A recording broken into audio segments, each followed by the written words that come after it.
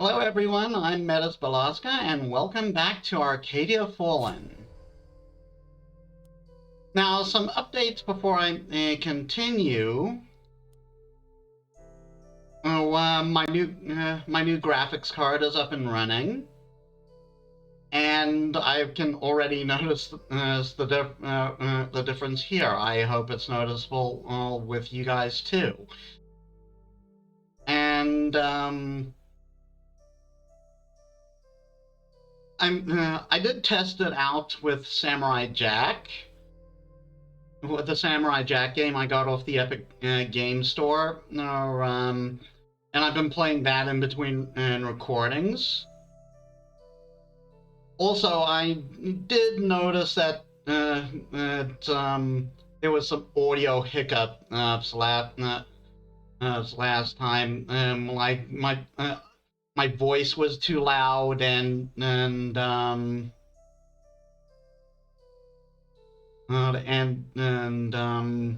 all that.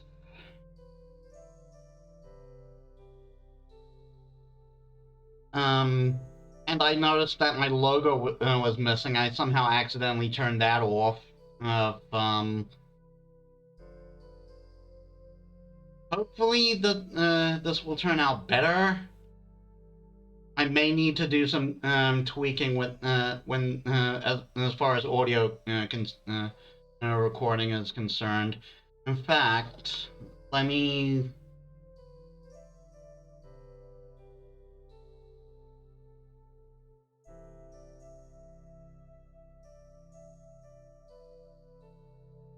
No, that's not it.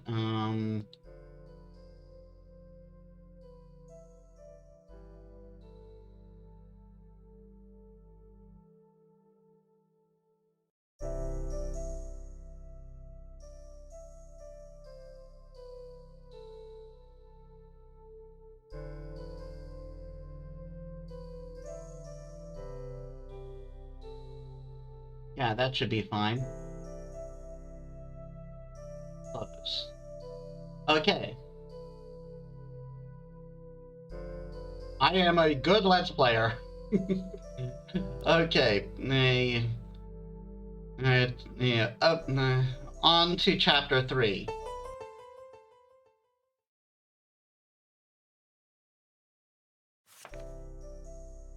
Now, Z did continue his stream of the game. This is the chapter that he's doing, and yeah, this is where if you've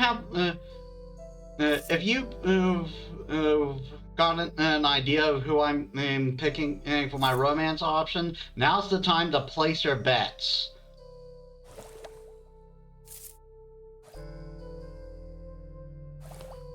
It's going to get really interesting here. So let's see. Whoop.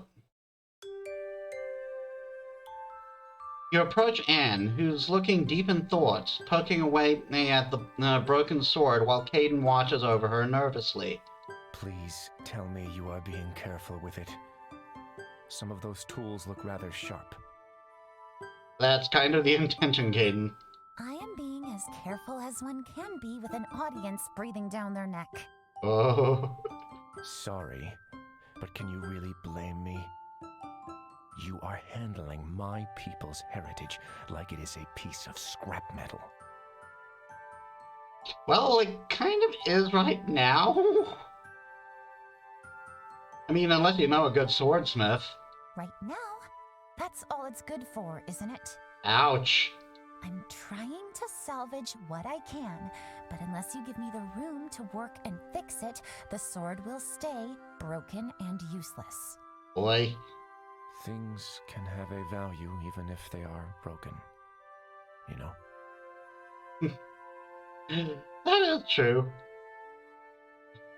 Also, I am looking at my avatar right now, and I'm just mesmerized by the more fluid animation. And it's like, wow, the difference. Viva la better graphics card. No No, they can't. Ooh.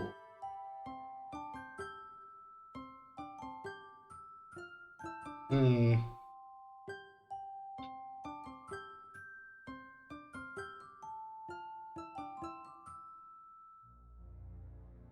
I'm not gonna humor on this one. Let's not fight. Please don't fight. We're all on the same page, on the same side here, same page. Not quite the same thing. Alethra's mercy.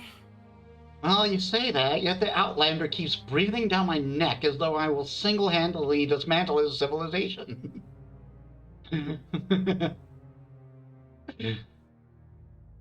I gotta wonder if that it's like a clever little slip, because what is it like the religious side soy is keep saying the transes and the gays are going to destroy the society as we know it just by existing. Fine, I'll try to give you more space. And just once you keep an eye on her and make sure she doesn't go overboard with those tools of hers.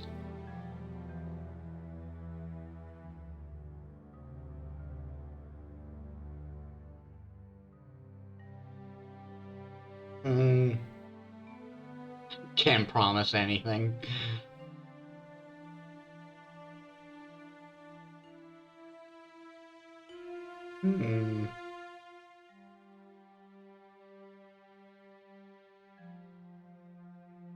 Let's trust Anne on this. I'm sure she'll be careful. About that. I'm sure Anne will be careful, won't you? You shoot the maid a look and she sighs. Shies? What? Pinching the bridge of her nose with her gloved hands. Yes, I promise. Now let's get down to business. To defeat the Huns? Oh wait, wrong property. Since you're here, I might as well go through all of what I've discovered so far. All? There's a checklist? Yeah, going birds of feather again. Really? Tell me. Okay. Sure, tell me all about it. Oh no. My pleasure. You might want to sit down, Caden. So Caden is definitely not lying when he says this is a powerful magical artifact. The material used is unlike anything I've ever seen before. It's almost as if it's alive, pulsing with tremendous power.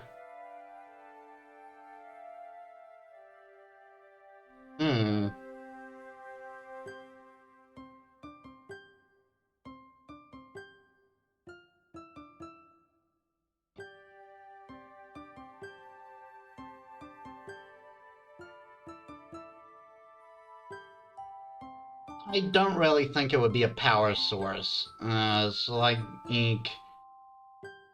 it's getting its power from somewhere, but I don't think it's quite that simple. I think Z chose this though, so maybe I should ask this. Yeah, let's ask it. I wonder. That sounds like the type of power source. That sounds like the type of power source you were searching for.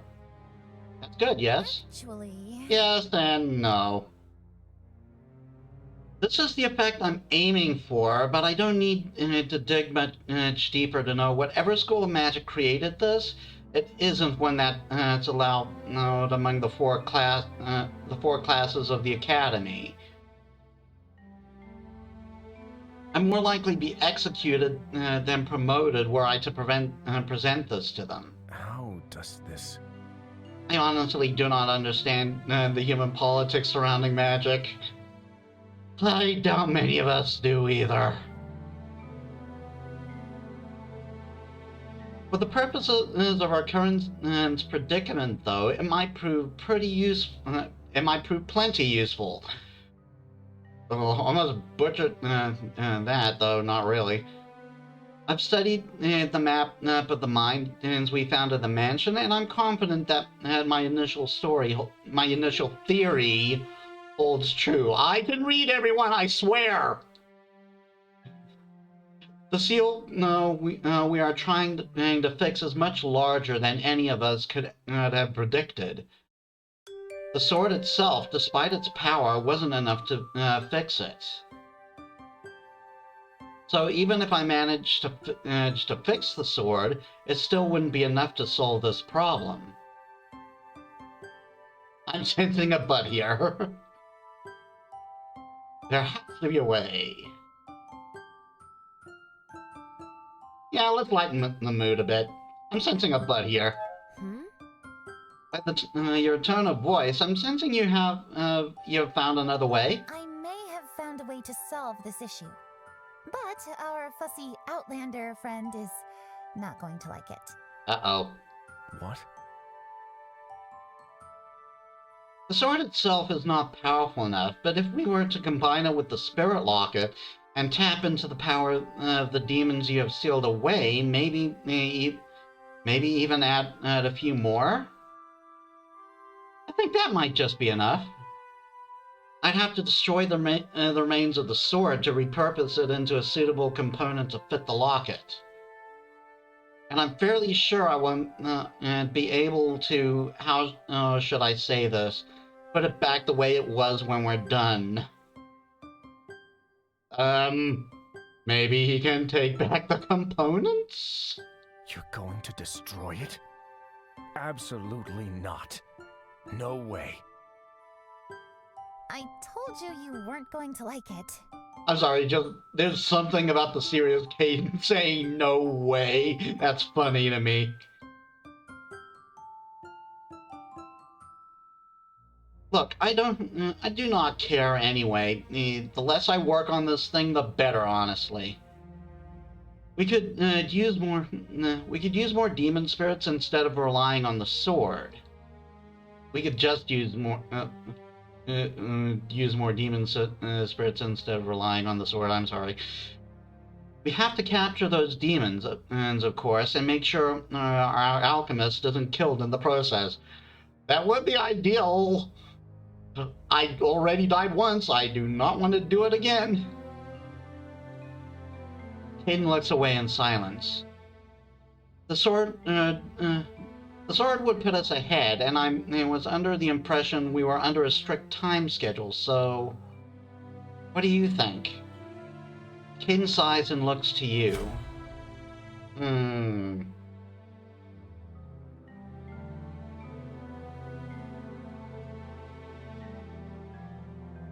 I don't remember what I picked for this scene last time.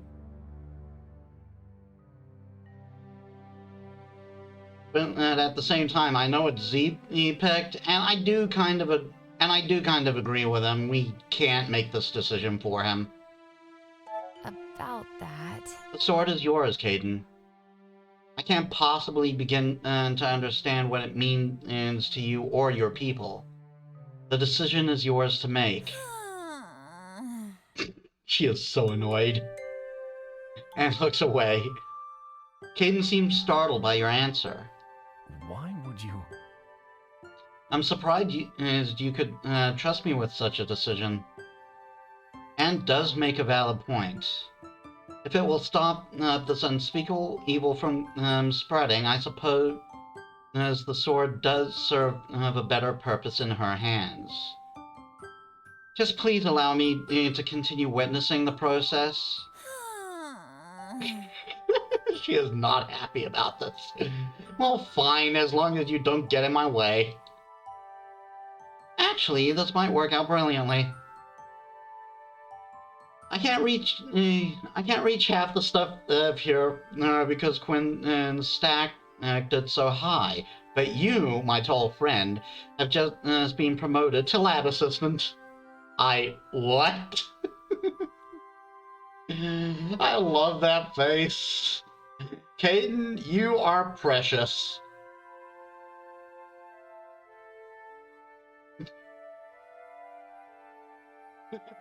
Rather insistent than subject.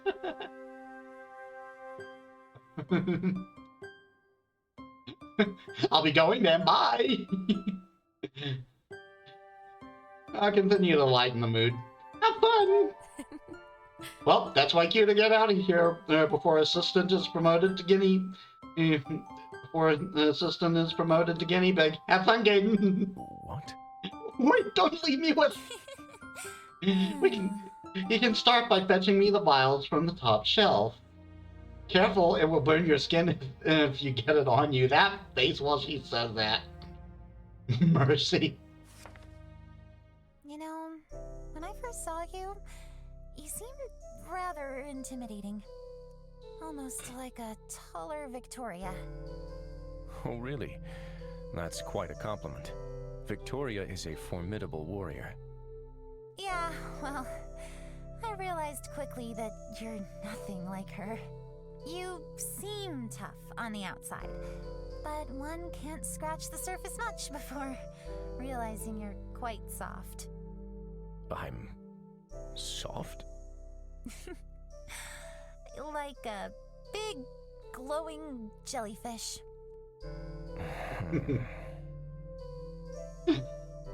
Alright, for big glowing jellyfishes. Caden and I believe this unlocks another story beat need, so we're going to go there first.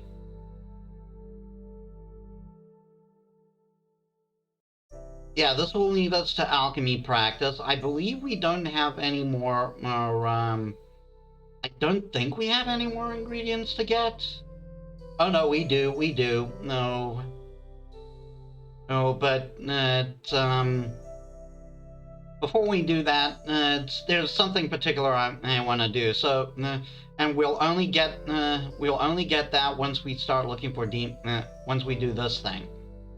Look for demons with Michael and Victoria.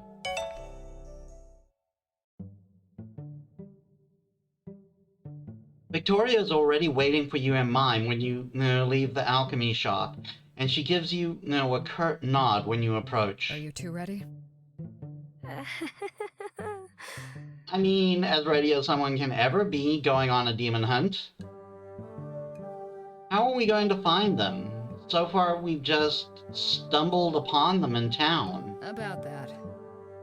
Normally, we'd ask around. Demons have a habit of leaving a trail. But given how anxious the townsfolk are, we better start with simply patrolling the area. If a demon is nearby, either you or I should be able to pick up on it. Okay. Okay, gotcha. Well, let's go on patrol duty then. Mind if I tag along? Are you planning anything? Giselle's 2.0, you can't possibly not be. Michael comes out of the shop, wearing his usual lazy grin. Victoria glares at him suspiciously. Michael, I swear. Just what are you planning? Nothing too nefarious, I can assure you. Though I might lend a hand and sate my curiosity as to how a former demon huntress works. You could call it a personal interest for self-preservation. Mm-hmm. If I tell you no, then you're just going to follow us around anyway, correct? Sure thing. You know me so well. Fine. Fine, stick around where I can see you. I see. Nothing out of the ordinary here. Nothing here either. Everything is normal.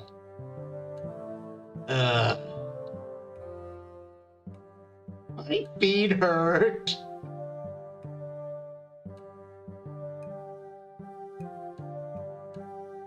Maybe we should take a break? So... Perhaps we should all take a break? My voice keeps breaking? So tired. Yeah, if mine wants to rest, she takes precedence over you. Full mom mode. I I can't believe this. It seems our earlier run-in with It seems our earlier run-in with Rodin and has made the remaining demons cautious. They won't just mindlessly attack like before, leaving us without any leads. Really? You think Roman and the demon hunters might be working together? That sounds really dangerous. Look, I have never experienced demons working together. They're vengeful creatures only out to fulfill their own sick desires. Oh, really? Shows just how much you know about spirits then. And remember, Victoria is a demon hunter. It's her business to know this stuff.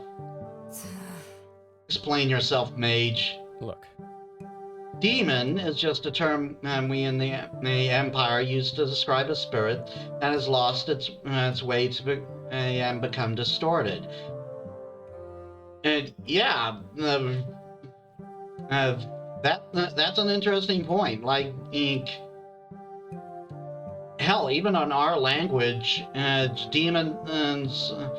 A lot of demons that we know were actually once fertility gods. They're just now considered demons. Well, maybe not fertility respectively, but even the root word demon is actually quite it's actually quite different than what we associate with the term. Demon comes from the Greek word daemon, which referred to heroic spirits, or rather virtuous spirits. Spirits of heroes did count, but there were also gods like Morpheus, the god of dreams, that counted as a daemon. Interesting to think about, isn't it? How things have changed. Also, you can probably see the panning now with my new graphics card. Yay! Anyway, back to the story. There are, however, many types of spirits in the world. Many who work alone, but some who don't. Short version, please. No, we're getting the full story. The more lore, the better. I wonder. Please continue. thank you. You see, spirits can generally be divided into 4 different types. The first are common nature spirits. They like to hydrate. They vary in size, but are usually connected to things like old trees and or larger bodies of water. My baby mime falls under this category. Then there is the Fae, like the one we met last chapter. Simple creatures, quite reclusive, since the Empire once hunted them almost to extinction. Yeah, I admit I don't blame anyone for holing up after when in that kind of situation. Mirages are quite interesting. They are beings created by powerful emotions. They are rarely powerful and don't possess as much agency or will. But the more stubborn ones have a tendency to latch onto the place of their birth. Like an echo lingering in places of great happiness or sadness. Yeah, I think this is in a bit in reference to a certain type of ghost. Like you tend to get 2 types of ghosts, 2 types of hauntings. Like one where the ghost seems to physically engaged and change how they do things depending on the situation, and this is normally based on their personality. And then there are the ghosts that perform actions like they're on an infinite loop. I remember hearing a few legends of the latter type, though I can't remember any of them now. But then again, those legends come from History Channel, so take that with a grain of salt. And finally, we have ghosts, which I was talking about. The spirit that's immortal persists in this world for various reasons. Yeah, so the demons we're encountering, they fall into one of these categories. I'm not going to tell which, but you can probably guess. We'll learn later. See if you can figure it out by then. Given the numbers and the style of our interactions with them so far, I would guess the demons we encountered at the moment used to be ghosts. Well, there we are. Yeah, I suspected this immediately when he began talking about this. So I'm like, yeah, so these demons are probably ghosts. I can't believe this. That's absurd. We'd know if a group of humans have been trapped underground like this. You'd be surprised. Look. I never said it had to be human ghosts. Yeah, we always hear about human ghosts, but we never particularly hear about non-human ghosts. And like, who says humans can't be ghosts? Who says only humans can be ghosts? I'm sorry, I butchered what I was saying. But yeah, in fact, I talked to a friend once who mentioned mentioned like a ghost of a cat.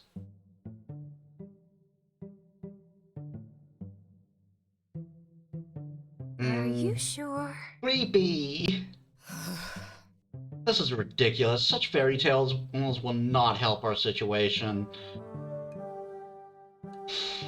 Are you so sure it's a fairy tale? Like, remember, the Empire's been destroying records. Do with the information what you will.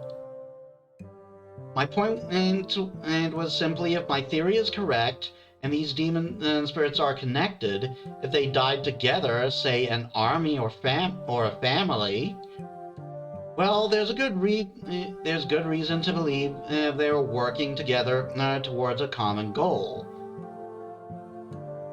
Excuse me. But yeah, that checks, doesn't it?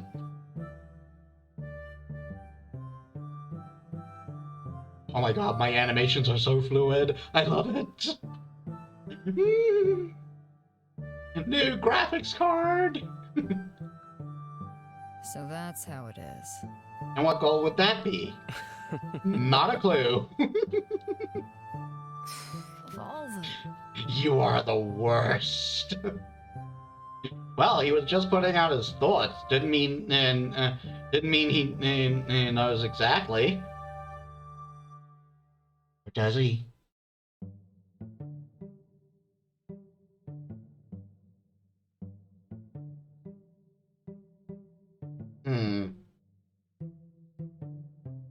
We need more information. So... There's still so much we don't know. We need more information. If you want information about obscure old legends and the occult, I've got just the guy in mind. Ooh. I find that highly suspicious. You would. But do you have much of an option? True. She is not happy. The tavern is fairly empty so early in the day. I swear, Michael, if you brought us here to get drunk, I will... What is this, Michael? Back for another story? Isn't this interesting? Haven't we met this guy before? A strange man walks up to your group, his thick round glasses gleaming in the candlelight as he glares pointedly at Michael. He seems familiar to you. I might be. We're in a bit of a predicament, and I believe you have just the hints we need to move forward. You know the rules. No spoilers. I respect a man with such rules.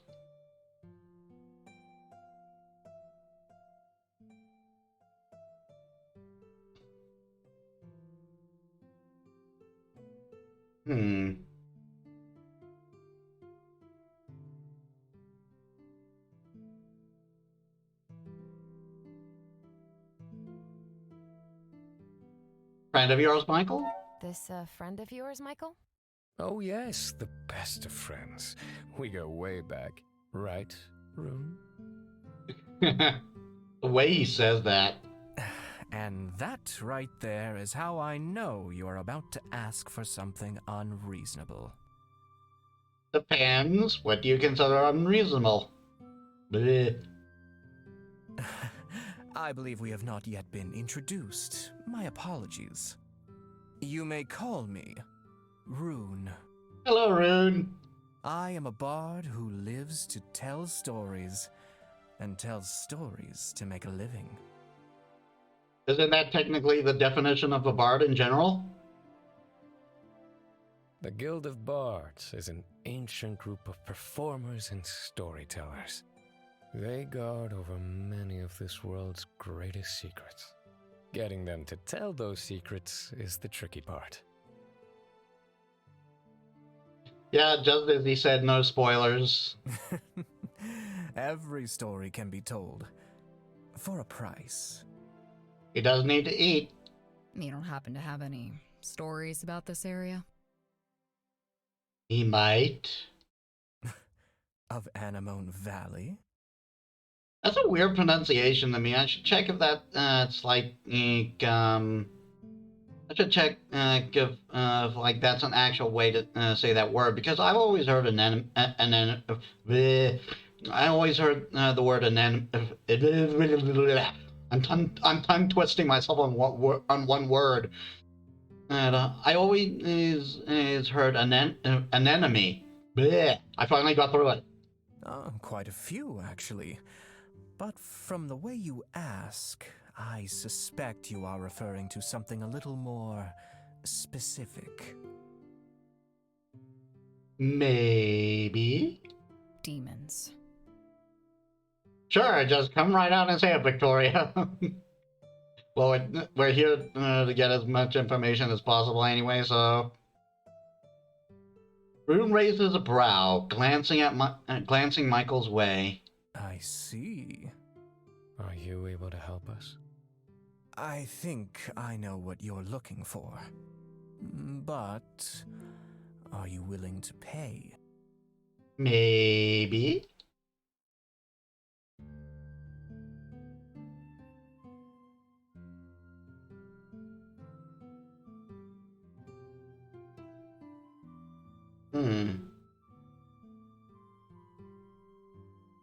Let's go determined on this.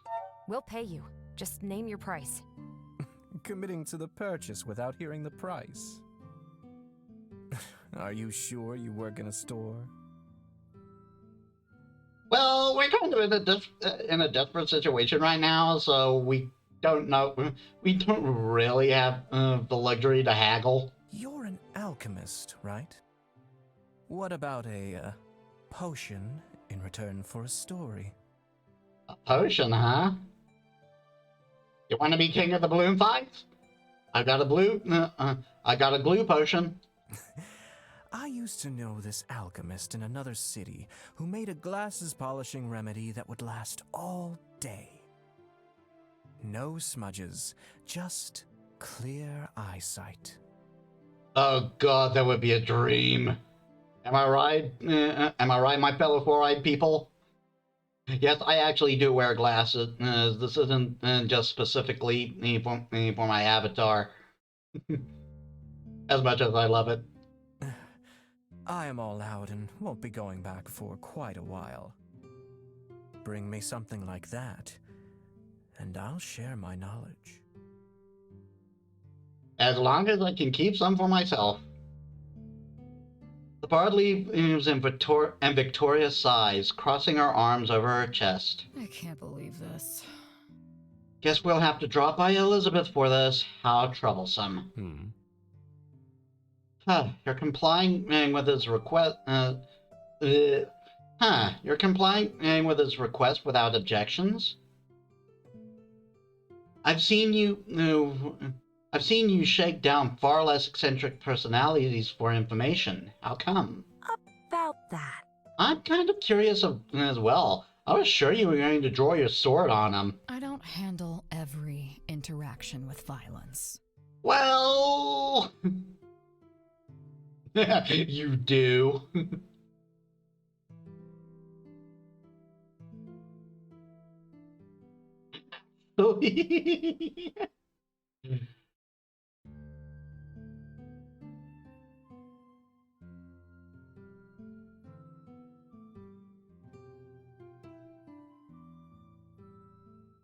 I kind of want to do deadpan, I'm not gonna lie.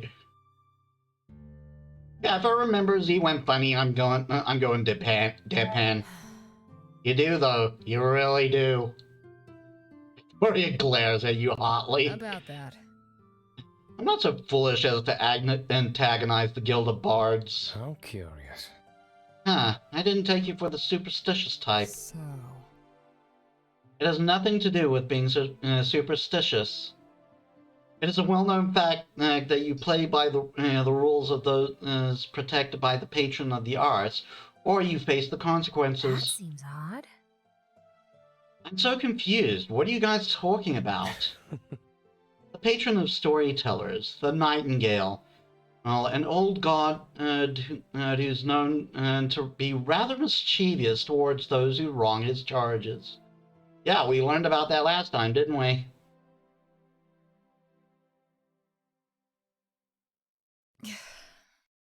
Once a father... a father what?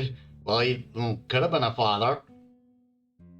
Once a father in my home village refused to let a traveling bard seek shelter for the night in his barn.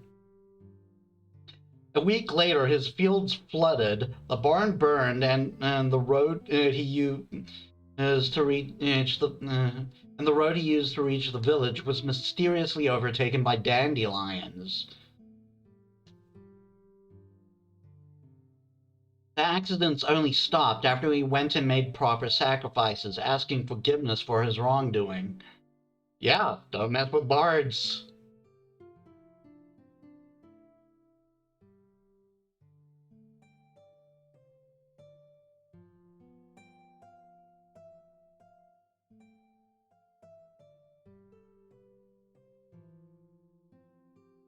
Dandelions, really? I didn't think you'd be afraid of dandelions, Victoria. I am just laying in dirt. Those things burst through solid rock. Those things burst through solid rock and can only in only one night. I respect nature. Well, isn't this neat? Well, I for one find it very encouraging that even a knight of the Empire respects the wrath of the old gods. My voice breaking again. It makes you seem less like a military drone and more like an actual person. Michael, I swear. Oh, sod off. Admittedly, I kind of like that term, sod off.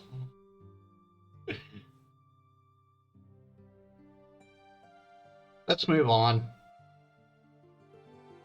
Guess you're off to make a potion. I didn't think you'd be superstitious, Victoria. That's rather disappointing. If you're talking about the fact that I trust Rune because he's a bard, that has nothing to do with superstition. Just common sense. It's not common sense to trust the words of a complete stranger. You trusted me, didn't you? Well, that's different. You're a knight. And I trust Rune because he's a bard. It's that simple. I do like that. It's like, how often Yes, it's common sense not to trust the word of a stranger, but how often do we trust someone just because they're an authority figure? Like a cop tells you, tells you details. Your automatic first thought is to your automatic thought is to believe them, and you don't know if they're BSing you. Like you really don't you really don't know. You're just trusting that fact because he's a cop. So, granted, with things going on, in some countries right now, it's understandable not to trust them. So we got 3 of them. I assume we have to talk to Elizabeth before we can unlock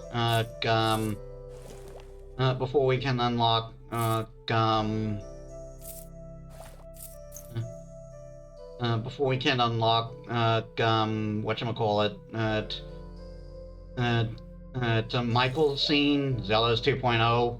I keep forgetting his name. But let's get started on that stuff now. Oh, and we are going to Victoria first. Look for Victoria.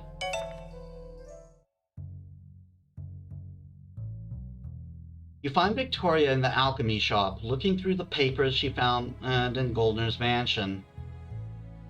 You move to approach her when a familiar sound rings out of her pocket. I'm preparing for it.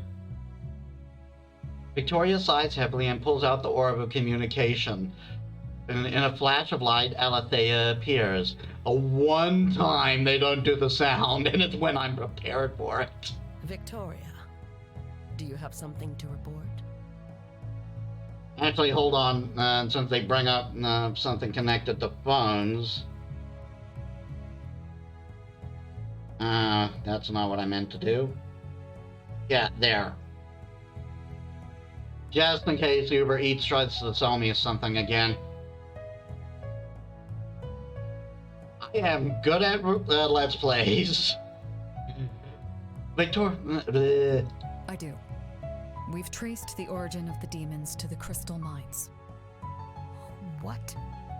It seems the mine, or more precisely the ore itself, is part of an ancient demon seal.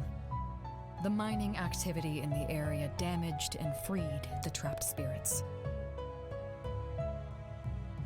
It also appears that the owner of the mine himself knew that this was a risk, yet he continued his business undeterred. Yeah, well, what do you expect from Goldner? A demon seal, then. How unfortunate. You knew? I had a feeling. When our people first started reporting demon activity in the area, I knew there was a crystal mine in the vicinity. Oh boy. That's why I sent you to investigate, and not just some common scout. That does make sense. It's like you send someone with and you know can handle the job if it turns out to be true, right? Regretfully, this isn't the first incident like this the Knights have had to deal with. You think with that they work with demon hunters more often? If there are more cases, then we should halt all mining activity immediately. At least until we can determine if more mines hold seals like these. You know very well that if we did that, the entire continent would descend into chaos. I mean, she has a point, but at the same time, I think it would be more chaotic for to have demons running amok and causing problems. People are dependent on these crystals. So let them use candles for a while. Like, I would think the lives of your people would be worth more than would be worth more than the discomfort they feel while the situation resolves. I mean, in all fairness, as like mages who need a power source like we do would have problems because we literally can't work without it. But in that case, ration at least. Lessen the incidents. Just ration out the stockpiles you already have, and hope it doesn't get to the worst case scenario. Just like, I see her point, but find ways around it, and come on. The few demon outbreaks we've experienced have been handled swiftly and discreetly by our agents. Oh yeah? And how many demons have they had to face? I expect the same from you. Again, how many demons have they had to face? We faced like 4 so far, and one's unaccounted for. And what if this isn't just a few demons? We've reason to believe the prison under Anemone Valley houses an army of these powerful demons. You know how much an army is? It's a lot. If the seal breaks, then you better see that it doesn't. Oh yeah, sure, because we can guarantee that. Like, come on, just have preparations in place in case the worst case scenario happens. Prepare for the worst case scenario. It's better to be prepared for the worst and to have the worst not happen than to have it happen and you practically being caught with your pants down, so to speak. For all of our sakes. Again, rather prepare for the worst case scenario in case it happens. The image disappears. Oh my lord. Victoria lets out a frustrated sigh and slams the orb down hard on the table. I am with you there, Victoria. Cursed politics. Indeed.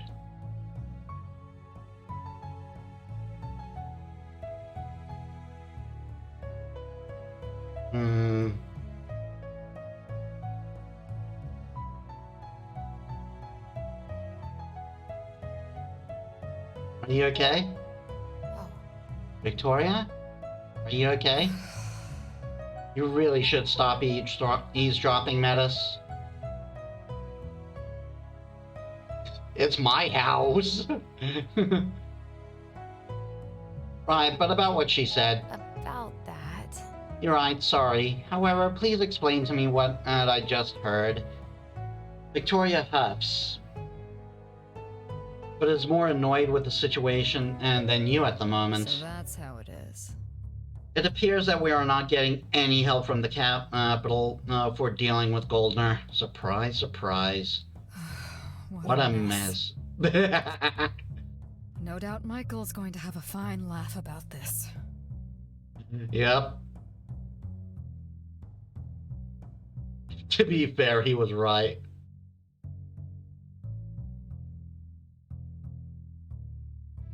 You tried. About that. It isn't your fault that politics have complicated things. You're trying your best. That's what matters. My intentions won't amount to much if that man doesn't face justice for what he's done. I will make things right somehow. This is...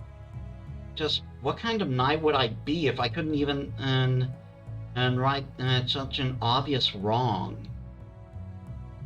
You witness a glimpse of Victoria being vulnerable, and it throws you. You take a long, hard moment to search your heart for your true feelings for Victoria. Do you have feelings for Victoria? Yeah, so the time is here and now. Who was my pick? Now, here's the thing. As I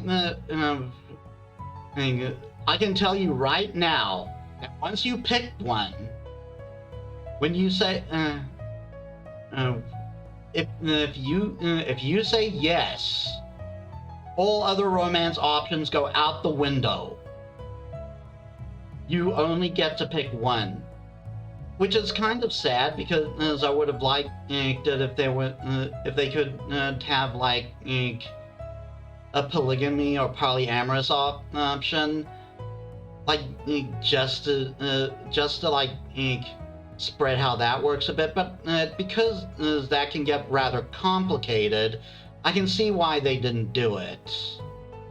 Maybe that was the plan and it didn't accrue, or maybe something got in the way. I don't know. Maybe there wasn't enough money on the crowdfunding campaign, and I don't know. But yeah, you pick one, and that's about it. And if you guess Victoria, you are correct.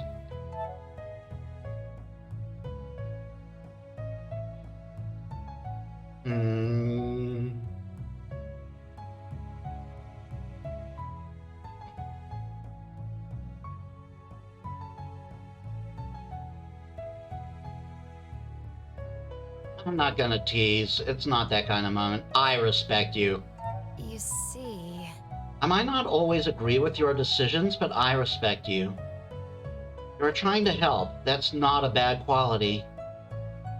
Victoria is silent, mulling over your words before nodding. Thank you. For what it's worth, I respect you as well, and I'm glad to have you be the one helping me get this mess under control.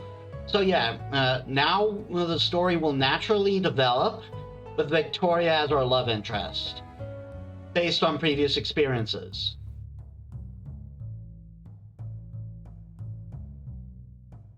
And if anyone is curious, as my previous the love interest I went with in my last playthrough was Anne. I do love Anne, but I wanted to do something different for this playthrough. Getting this mess under control. Alethea might have decided that Goldner and the mines can't be touched. I respect her decision, but that doesn't mean we can't do a little bit of digging ourselves. Oh yes, it does.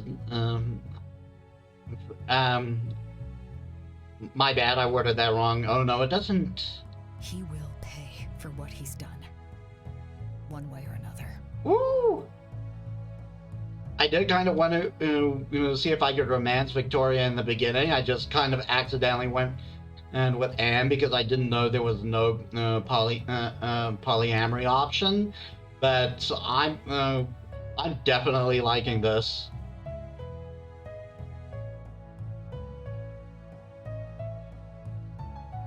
We can always use Michael's idea. No.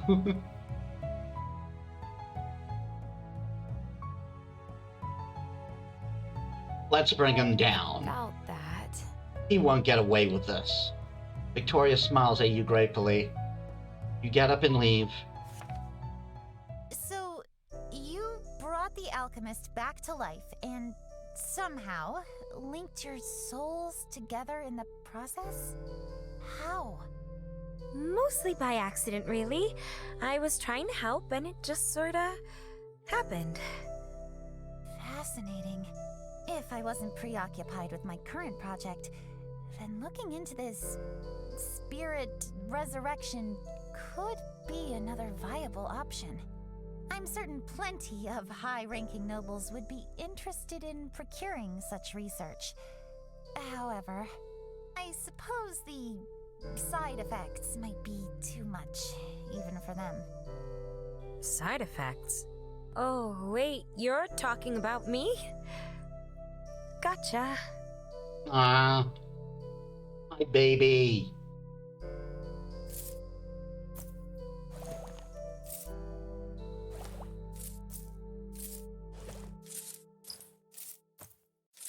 Okay, we're going to end next.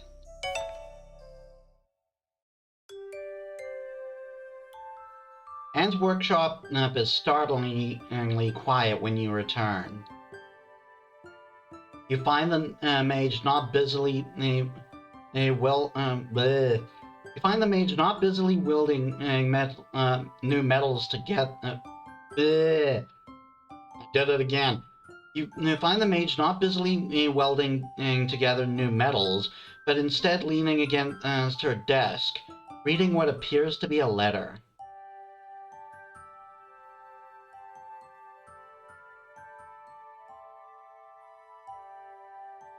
What are you reading? What are you reading there, Anne? Oh, hello there, Metis. I didn't notice you come in. It's a letter from my brother, informing me that one of my father's associates has gotten a permit for a court mage, and insinuates quite heavily that I should give up my foolish endeavor and come settle down.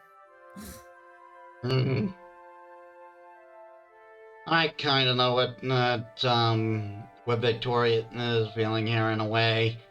Like, my relationship with my dad was very complicated. Like, it's not like he didn't care, but he had plans, and none of us fit those plans. I'll tell you about it sometime, but still. I mean, he definitely couldn't have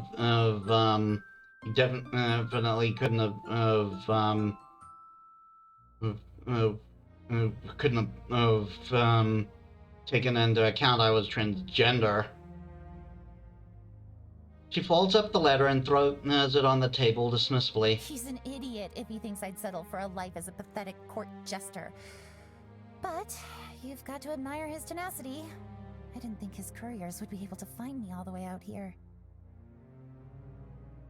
Well, you never know how far your loved ones will actually go for you. Court jester? What do you mean? What do you mean by court jester? So, You know how towns have to qualify in some way to be allowed to have a mage move in? Well, some noble families got tired of their offspring ending up all over the empire, so they rigged the rules so that big estates or courts could qualify as a town too. Oh boy. So mage children from noble houses go to the academy to learn pretty illusion magic, and then return home to live off their family's wealth as entertainers. Well,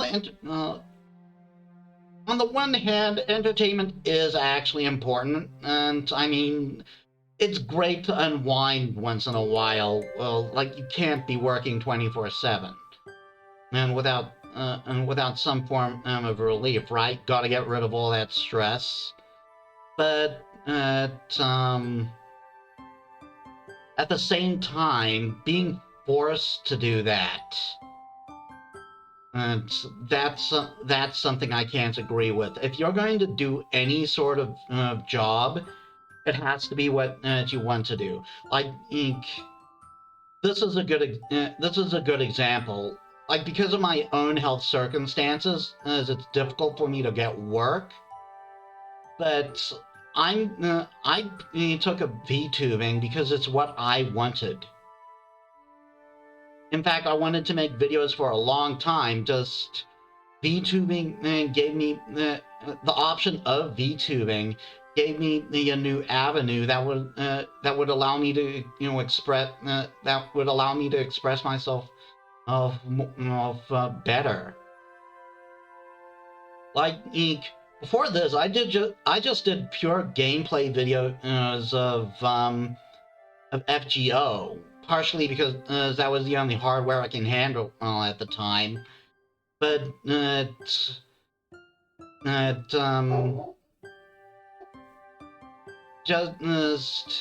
I kind of had fun with that. before the videos started getting flagged like hell. Oh, and I had somewhat given up on that. I ran a blog after, and I've had fun doing that too, especially with with the segments where I recount what I played in a story, especially once I started doing it in a story format. But no one was reading it, and I just kind of lost the passion for it. But now that I have but now I have this new PC and all this equipment, and now this new graphic card, and because of that, VTubing has become a totally viable option for me. And I'll tell you something, I'm enjoying it. I'm loving it. Like, maybe it won't be like that all the time, but I have fun with it. I enjoy the recording. I enjoy reviewing the videos later before editing, and I enjoy watching my work back once I upload them. It's fun for me, and it gives me such a sense of euphoria because I look at my model and I'm like, that's me. Yeah, and I chose to do this, and I love that, and I love that. And I'm loving this. It makes me he's so happy to do it. And I don't think I would have been in as happy a position if I were doing like some kind of other thing that allowed me to that I could do with my talents. But that said, I might take up extra work if I can, and just so I could end up earning some money, because I'm partially trying. Part of the reason why I'm doing this is I'm trying to pitch in and then help the family, because of recent incidents in our lives. But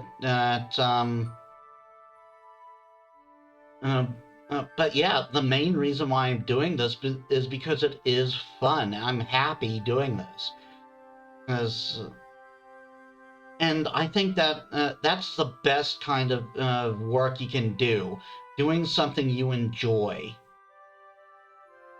That said, don't be too proud that you won't do anything that you consider lesser.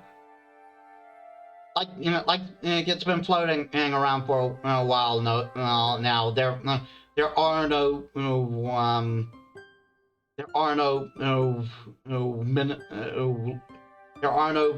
bad jobs, just bad wages. I'm kind of paraphrasing that. Like, respect to everyone who ever does their work, no matter how small it may be considered. You deserve respect. Don't ever let anyone tell you otherwise, no matter what you do. Anyway, I'm rambling. Why would I ever want that for myself? Like, again, I say entertainment is important, but again, that's obviously not what Anne wants. Spending the rest of my life humoring a bunch of corrupt nobles? What a joke. And that's also a bit telling of why she doesn't want it.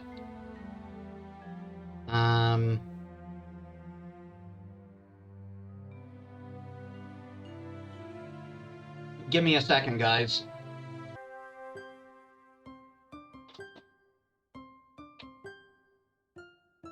Sorry about that. Once again, the inevitability of drinking water while I play. Your father's associate? Tell me about... When you frame it like that, it sounds rather sketchy.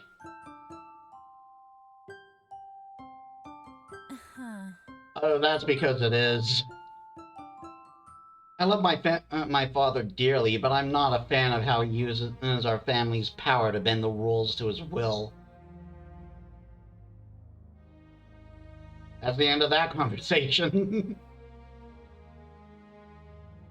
Like, she's obviously not willing to give more about her dad than necessary. Your brother? Huh? You have a brother? Actually... I have two, actually. Older brothers, both of them. We don't get to see each other much for obvious reasons. But Marcus likes to write to keep me up to date on the Hoffman family's latest shenanigans.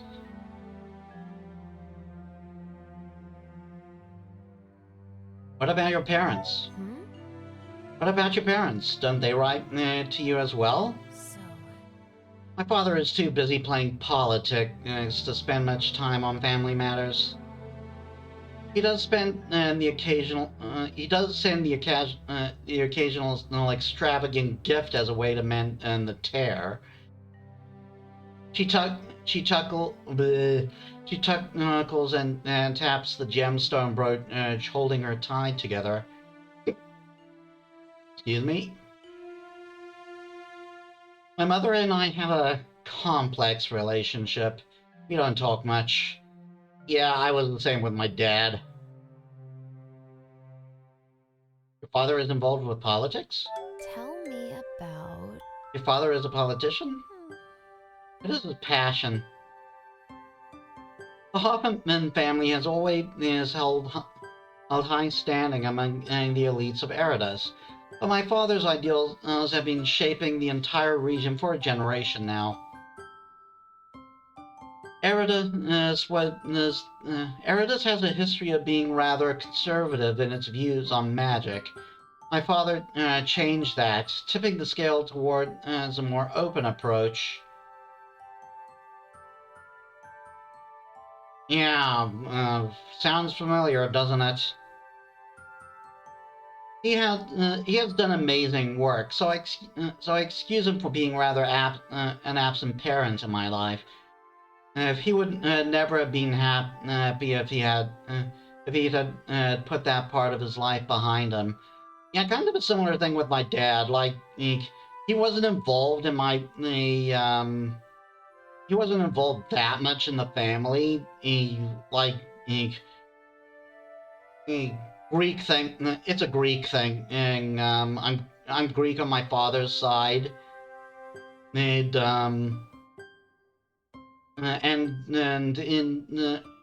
in Greece, the mother is left to raise the kids while the father works. Though my mom worked too. She just works from home, and so she could raise us at the same time. And I am thankful for that. My mom is just a terrific person. I love her. Yeah. But my dad was much the same. And he didn't spend that much time with us. But he did show his love in his own way. It's not like he didn't care. It's just that he had certain traits that made getting along with him difficult. Yeah,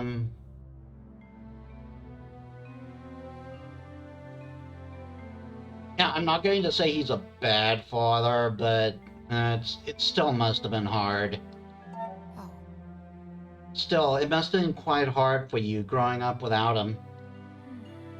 It was, in more ways than you know. Believe me, Anne, I know. What are your brothers like? I wonder... So... Orion is the eldest. I kind of get a crack out of that because Orion is an FGO, right? And now, in fact, he's got a second iteration, which is just this big burly dude, and as opposed to this little teddy bear that rides on Artemis's head. Shout out to my fellow FGO players out there. He's been following my father's footsteps into politics, but I honestly don't think it suits him. He's too gentle for that type of work.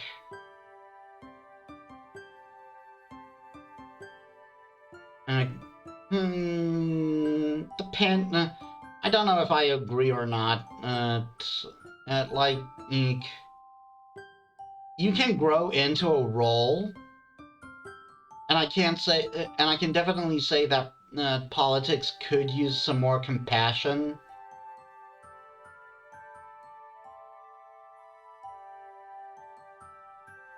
But at the same time, I again, I bring up the whole thing of if this is actually what he wants to do. If it's something he wants to do, why not let him explore it? It doesn't matter though, since he's the heir and is going to be set for life no matter how his political career goes. Oh, so that's why. He got married last spring.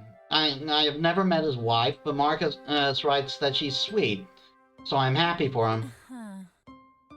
Marcus is different.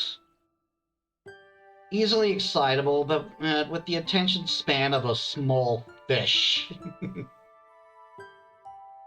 My father is a patient man, but even he's growing tired of Marcus never sticking to anything for more than a day. The one thing that doesn't seem to keep that does seem to keep his interest, though, is keeping in touch with me, which I appreciate. That might be a red flag, but it's like I'm just going to throw in good faith and say he just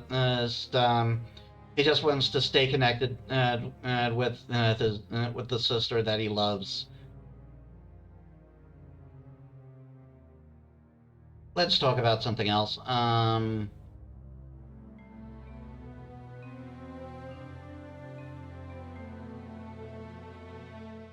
Your family's wealth? Really? Family's wealthy? My excessively long name didn't give that away? Yeah, she did have a very long name.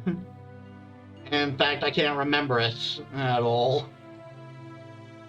The Hoffman family is one of the oldest noble lines in Eridus.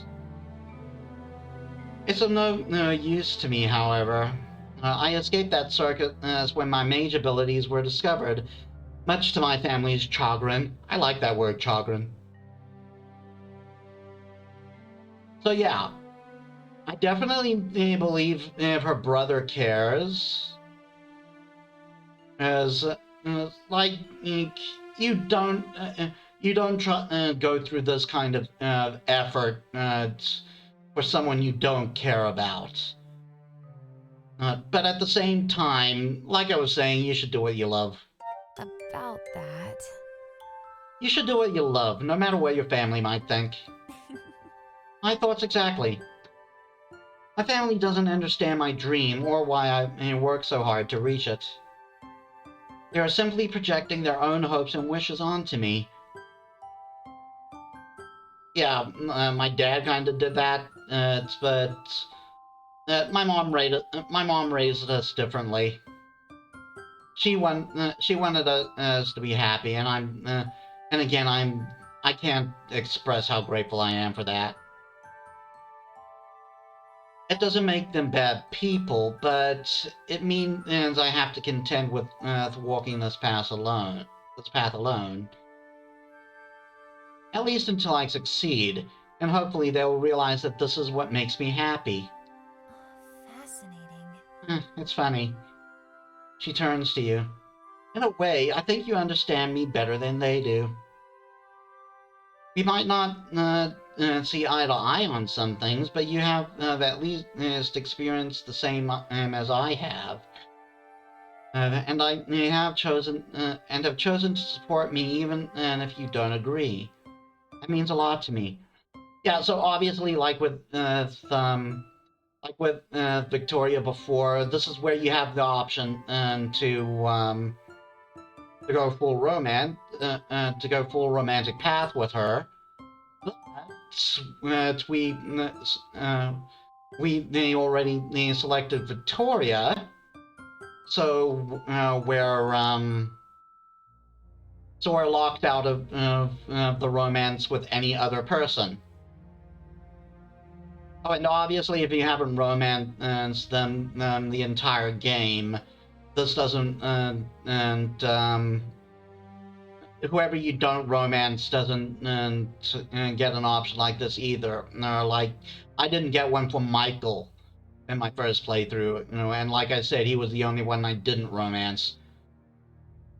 But then again, I may, that could have also been because I already set myself on Anne's path.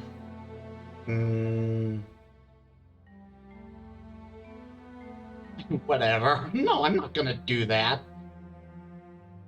You're warming up to me, No, I'm gonna be straight with this one. I'm glad we're friends. I'm glad. I'm glad that's how you feel, Anne. I want to be your friend. Friend, huh? She tastes the word like it's almost foreign in her mouth. I've never had a whole bunch of those I've never had a whole bunch of those, but for you, I think I can make an exception. So come on now, friend of mine. I need an assistant for some heavy lifting, and I think you just volunteered. Sure. Oh, joy. I just remembered too. We're gonna play this kind of straight. I can do that, no problem. Probably. You spend the next hour helping her move stuff around the workshop. To hide behind a smile. It's such an odd topsider phrase. I never quite understood it. But I think I might get it now. Pardon? There are those among my people who wish to hide the glow of their markings. Not to stay hidden, but to hide certain emotions they might not want others to see. Hiding your light takes years of practice. So, some instead burn brighter, latching onto one specific emotion and using that light to obfuscate whatever might really be there. To hide behind a smile. It's interesting to know topsiders do the same thing. I feel oddly attacked right now. He's got you. Yeah, totally got you.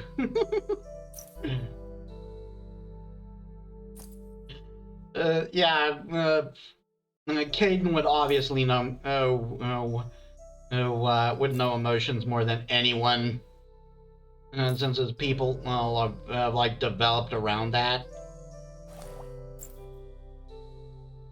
But yeah, speaking of,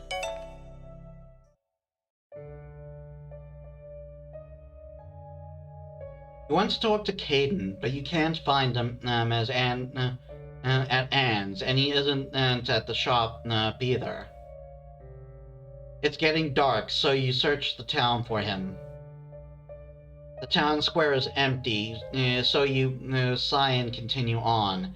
You don't get that far before two guys walk up to you, intimidating sneers on their faces. Hey, you! Well, if it isn't the alchemist. You got some gall showing yourself out here after all the trouble you caused. Breaking and entering at the boss's estate. Stealing from us workers. You'll pay for that! We're not getting paid this month thanks to your little stunt.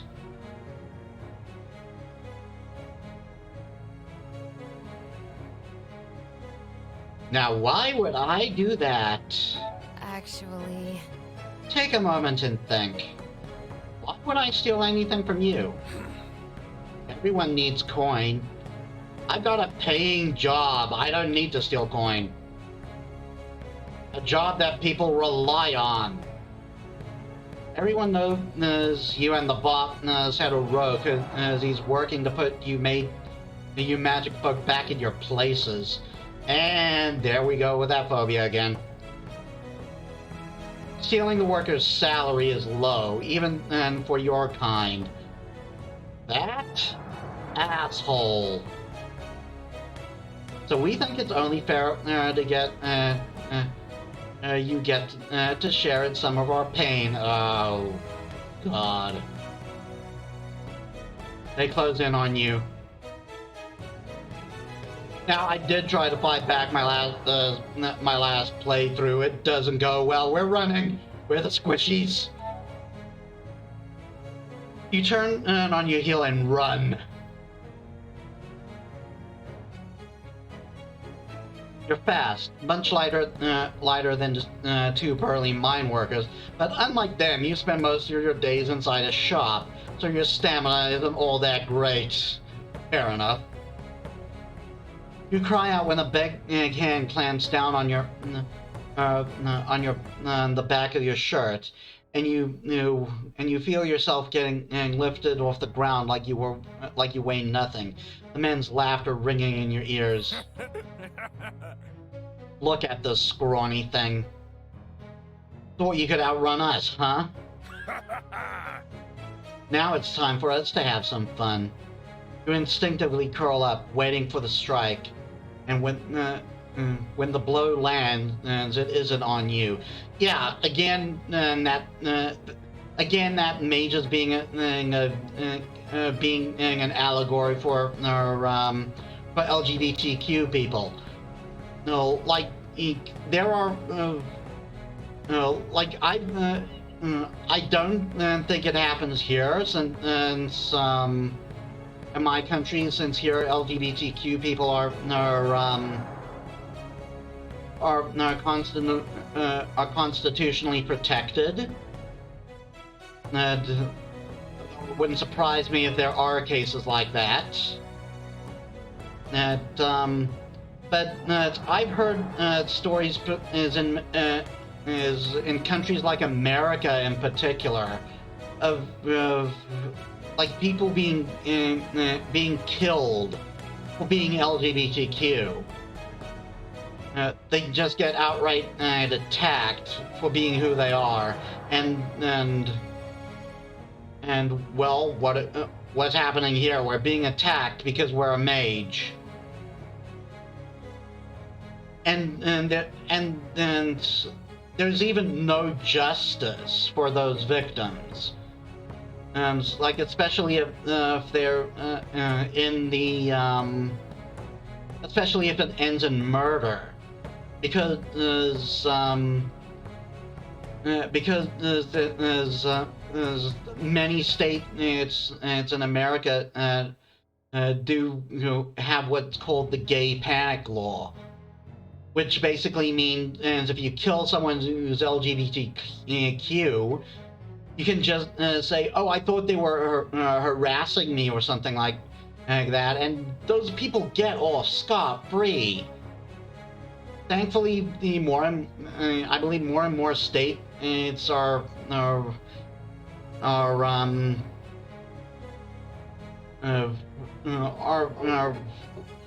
getting rid of that law entirely. But there's still going to be some states that hang on to it, and like there's even there was even a fairly recent incident in the Middle East. I forget which country in particular, where a trans woman was murdered by her own brother, and they still haven't caught. They still haven't caught the killer. He hasn't been arrested. And not only that, some people in their community actually applaud that stuff. In fact, in some countries, you're allowed to murder the people who are LGBTQ. And to me, that's disgusting. I mean, obviously, to me, it's disgusting because I am LGBTQ. Well, I'm sure there's quite a few bigots out there who are like, serves them right or some crap.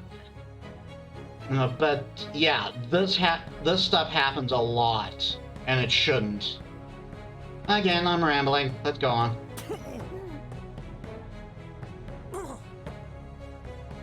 What the hell?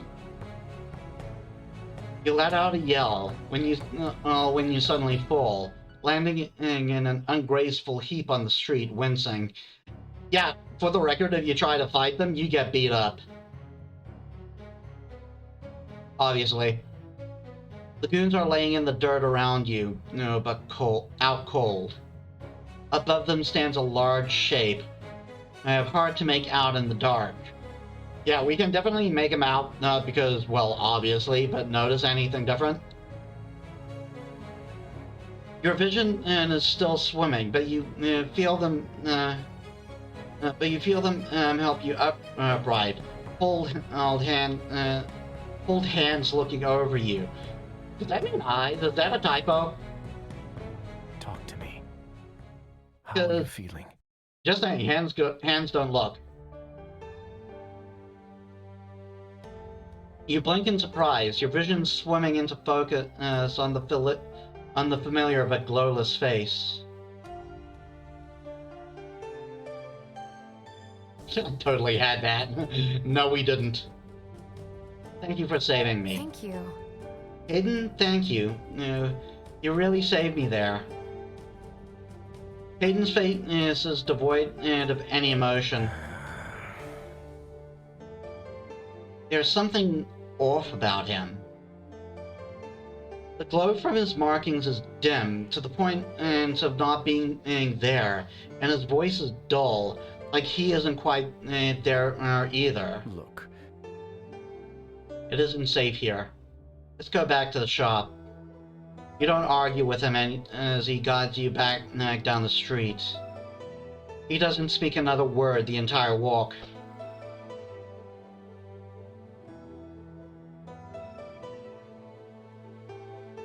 He leads you back to the safety of the shop. It's quiet. Everyone's already retired for the night.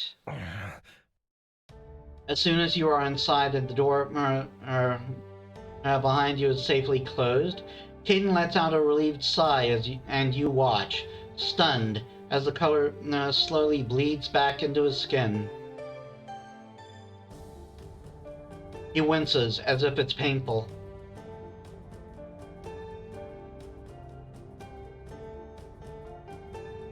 Are you okay? Are you okay? Are you alright, Caden? I will be in a moment. Sorry for worrying you. You weren't meant to see this. Look.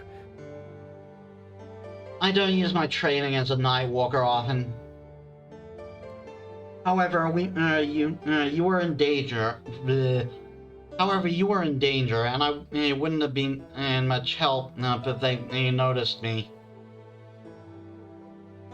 What's a night walker? Tell me about...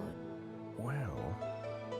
They are a special group of warriors trained to protect the mountains from danger.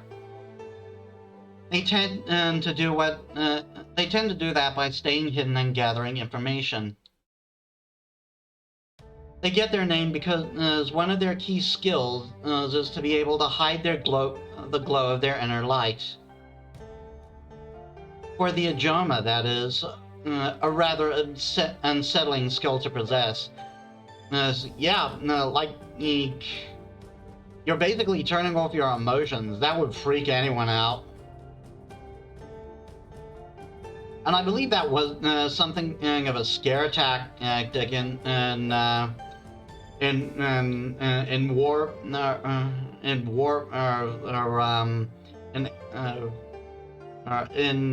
times long past. I think around ancient to medieval times, I believe. Like, don't let the enemies see your face. Don't let them see you in pain, and it's enough to freak them out. Maybe enough to give you an edge. Our understanding of emotion is tied to the glow, just as much as facial expressions or tone of voice. In order to turn off the light, you need to feel nothing.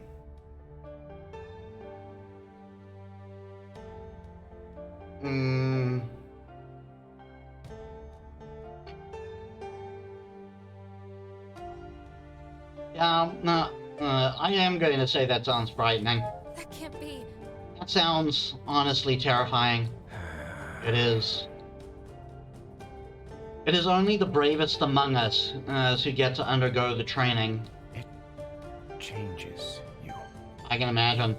Once you are in that state, it is like a void.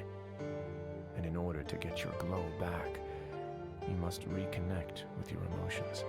But if you spend your days in the dark for too long, one can forget the things that make you feel. It is not sadness, not anger, just an absence of emotion. And that is really scary to think about. And it is a very frustrating thing to not be able to remember what made you happy, what made you sad. But you still feel frustration, so I guess there's that. But I can imagine, like you can't be completely emotionless, especially when you want to feel emotion. I've been in that place. It took everything in me to return. Oof. And once I did, I quit my training. I was too frightened to go back to that place. Honestly, I don't blame you. What were you doing outside? What do you mean? It's dangerous with Goldner's men wandering about. Really? I could be the one asking you that. Fair enough. I at least have some means of defending myself, but you. Hey, if I had some sleeping drops already on hand, that wouldn't have been a problem. What would you even have done if I had not shown up when I did? I could have taken him. Just that old line.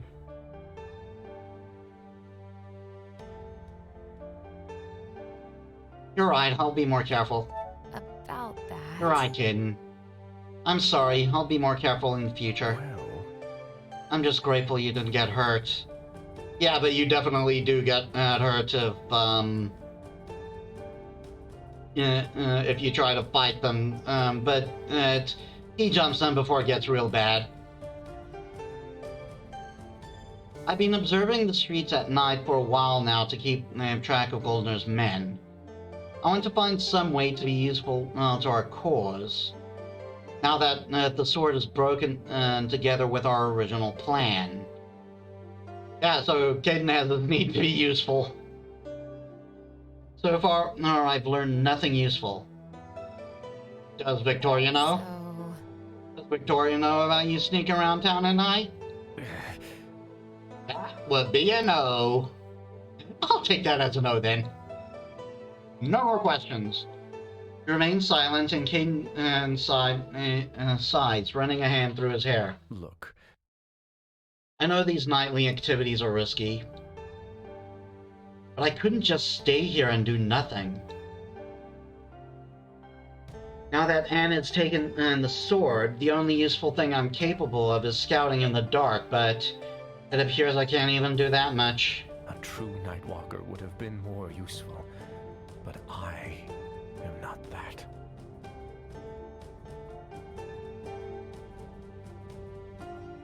I think we're all pretty useless.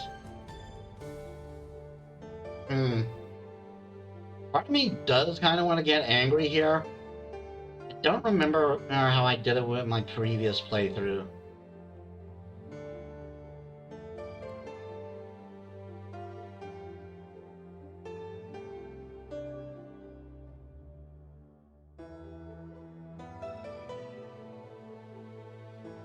I am going to get a bit angry here.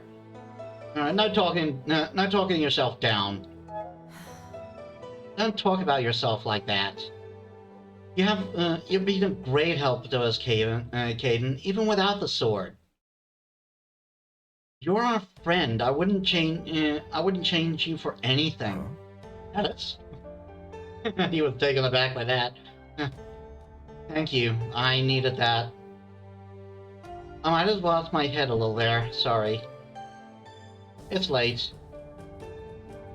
We should get some rest and continue our mission tomorrow with fresh minds. I'll be here if you need me. Good night, Metis. The two of you part ways as to go rest. Yeah, and I believe if you I believe how Z did it.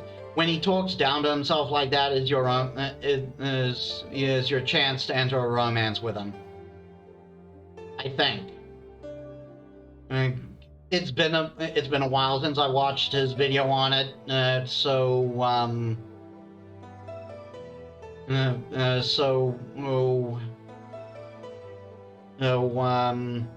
that might be another scene entirely. I don't know. I think this is it though. I'm jealous of your tenacity, you know. I stopped believing the Empire could change a long time ago. Yet here you are, fighting the corruption from behind the lines. You are stupid if you think your actions will ever change anything.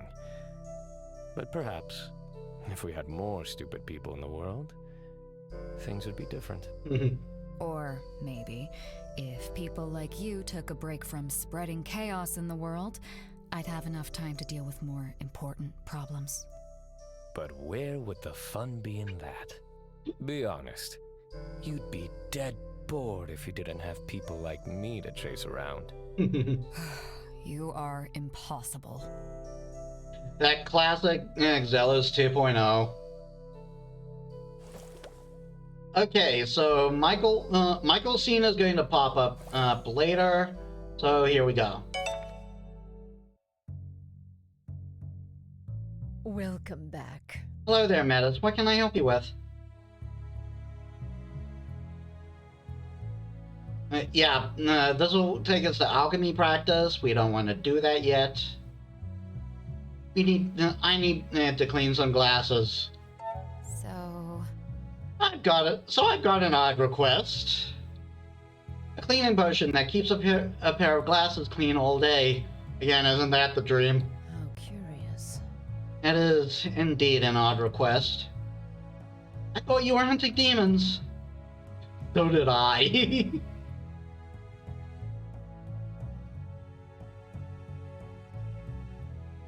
It's all part of the master plan.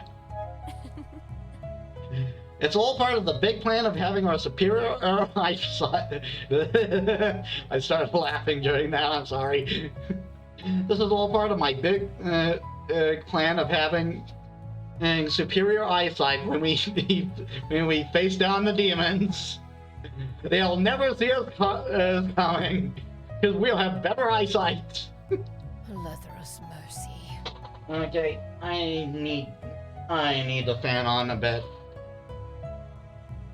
It's been cooler, but this talking does heat us up. We're kind of on our way. You seem to be getting on our way to winter now, or rather, autumn. I take it you're running an errand for someone? So right through me, huh? Yeah, you never know. Someone among the demons has to have less than 20/20 vision. That's such a specific request, though. This is most curious. Give him soap and call it a day. Also, why is that curious? Really be? Because I actually know of just such a remedy. I wonder. One of my friends long ago wore spectacles, and I spent weeks perfecting a potion, and so he could. Well, that's not important. Isn't that interesting? It strikes me as incredibly lucky that your patron asks for this one, and for this one specifically. Well, on the one hand, he does have glasses, but on the other hand, and this is definitely a clue in that Rune knows more than he's letting on. I can show you how to make it easily, however...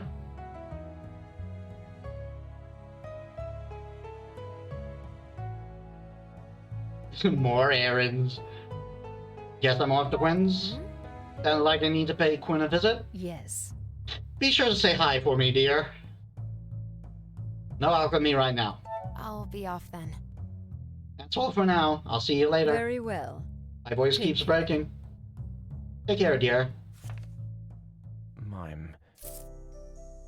About the forest. I'm truly sorry. Caden, you know I don't blame you for any of that. But your home, I destroyed it. Took it away from you. I can never repent for...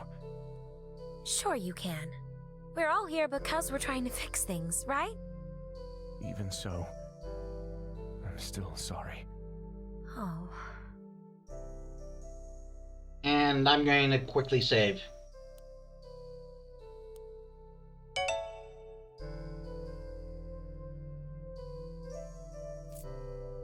Okay, off to Quinn's.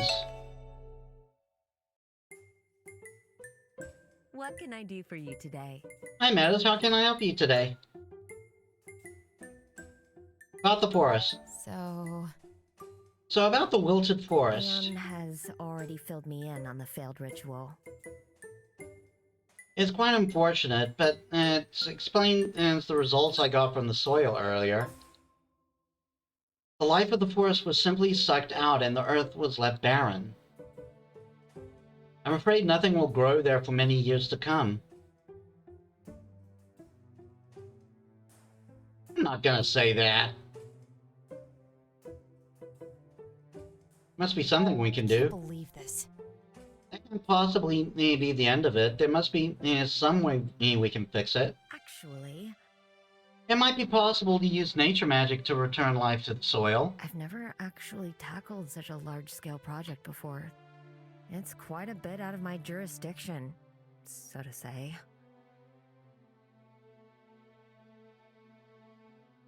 It can't get worse. I believe in you. That's great.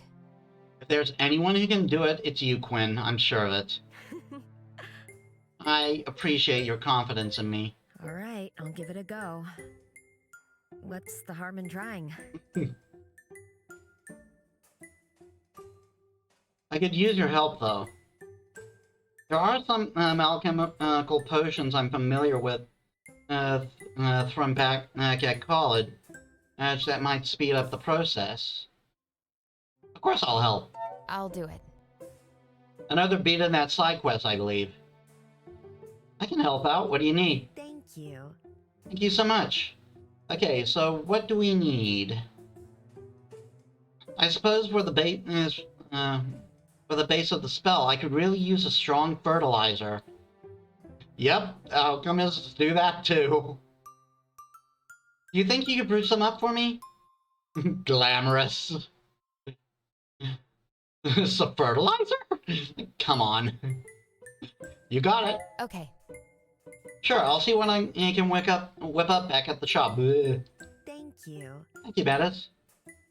Just swing by whenever you have the potion, and I'll get started. Now, Elizabeth sent us for some supplies. So... Elizabeth sent me for some more supplies again. We're making another potion. What do you need? Let me see what she needs. Quinn looks through the list and frowns. I'm getting some interesting orders from you lately. I have some of this, but I'm afraid I just sold on my last lilies right before you came in. This feels like a bad joke. I mean, it does. Yeah, I'm going with that. I feel like there's someone somewhere watching us and getting a good laugh out of this. That's crazy, though. It's not like anyone could have predicted that all of this would happen, right? Anyway, can you tell us who brought the flowers, Quinn? It was a young boy who came by to purchase them. Light hair, red eyes, a general look of lost puppy.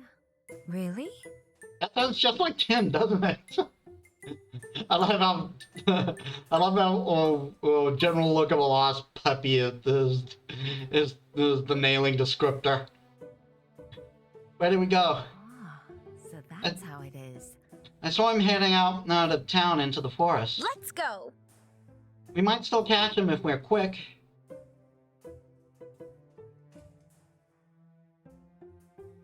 I guess we don't have a choice. Right. That's great. Right, let's go find them. Take care. Take care, you two.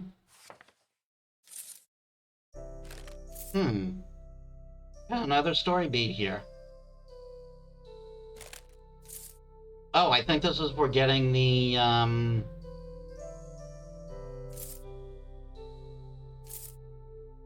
Oh no, I think that is for when you make the fertilizer. So, to the woods.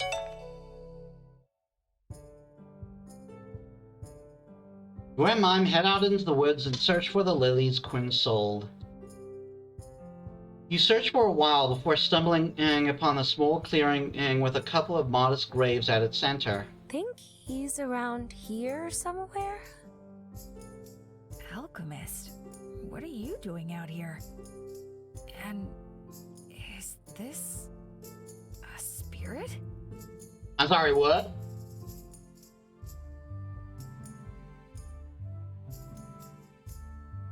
A spirit? What? No! You didn't see anything. About that. Kim, I know what you're thinking, but I need you to keep this a secret. Are you sure? But spirits are illegal, right? Is she like the one that possessed Ronan? Yeah, so I think this is part of the scaring Kim achievements. I don't know that for sure. You know, one of these days I have to actually try and scare him. But she's nothing like that. That might also do it too. But no, we're going to explain it calmly. There's no need to scare him. Don't worry, Mime's a nice spirit. She's helping me search for your brother, actually. But you're right, she isn't supposed to be here. So do you think you could maybe keep this a secret?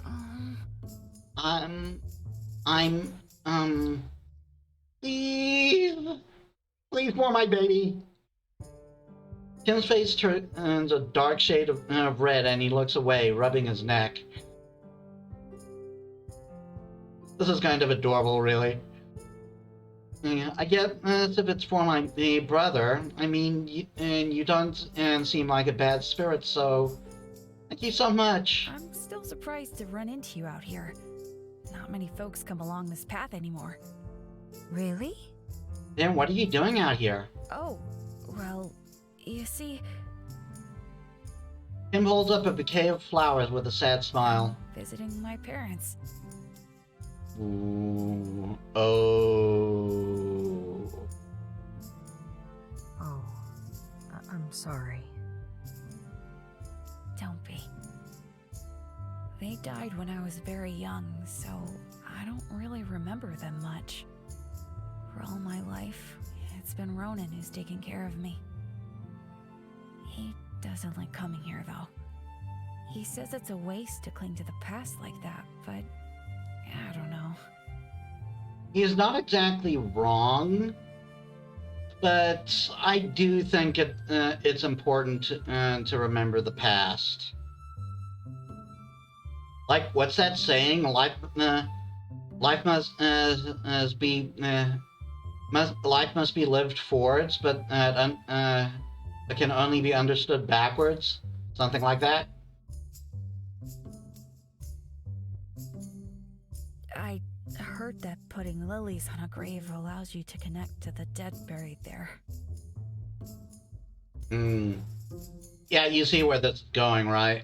I was gonna ask them if they could help me bring Ronan back. Oi.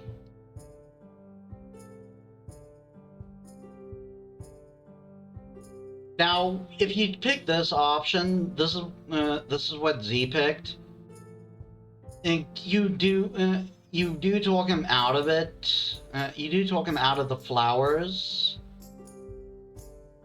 But we're going to do something different. Let him place the flowers. I see. I see. You should give them your flowers then. Right. Excuse me. Tim walks over and sets down the flowers by the graves. Then folds his hands and whispers a soft prayer. Okay. So, Alethros or any Paragon who has the time, please bring this message to my mom and dad. I wish for you to help me guide my brother back to me. Please and thank you. He nods, satisfied, and walks back to you. I did it. I hope they heard. Anyway, I should get going. Good luck on your quest, Metis. And it was really nice meeting you, Mime. You too. Kim rushes back to town, leaving you and Mime alone in the clearing. Yeah, so you get a second chance to get these flowers. So you know, again, there is no wrong option here, and you will soon see why. Now, last time I left the flowers. This time I am taking them. You walk over and pick up the flowers from the grave. I really don't feel good doing this, but he already said his prayer. That's hopefully that's enough of a loophole? Wait, are we really gonna take him? Is that really okay?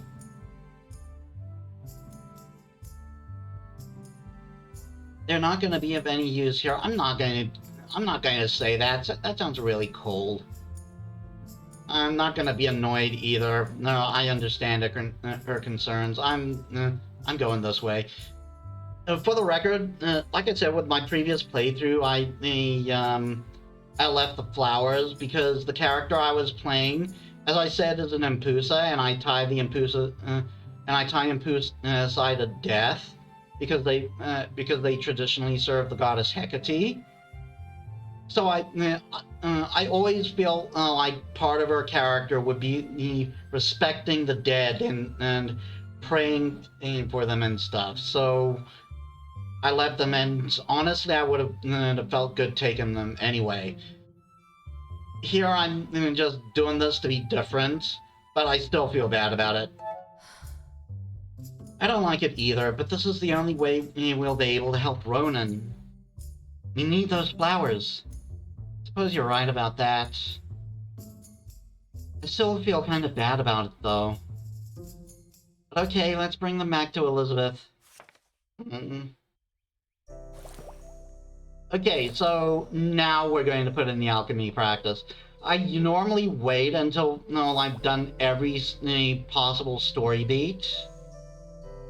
But here the story beats are kind of part of it. Before we get to it though, I gotta go. I gotta go do the things again. Alright, sorry again. Let us move on. Welcome back. Hello there, Metis. What can I do for you? Quinn needs fertilizer. So Quinn has requested some fertilizer. Any idea how to brew it? I see. It should be possible to use the ingredients we already have. So you may have to resort to trial and error to get the right mixture. Next time you come to me to practice your alchemy, try out some different combinations and see if you can discover it. I have the supplies. I did it. I did it. I fetched the supplies. That's splendid. Right, let's get to work then.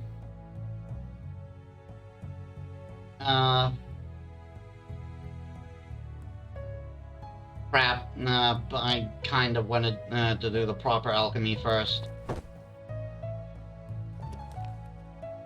But let's see.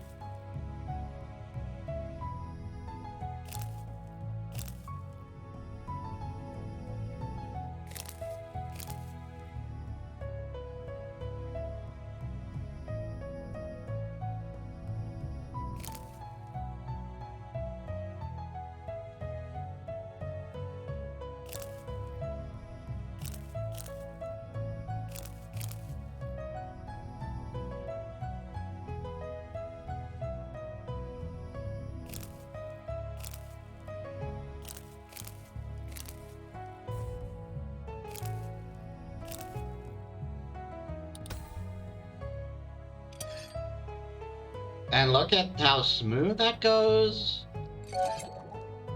Create. Another discovery. Nice.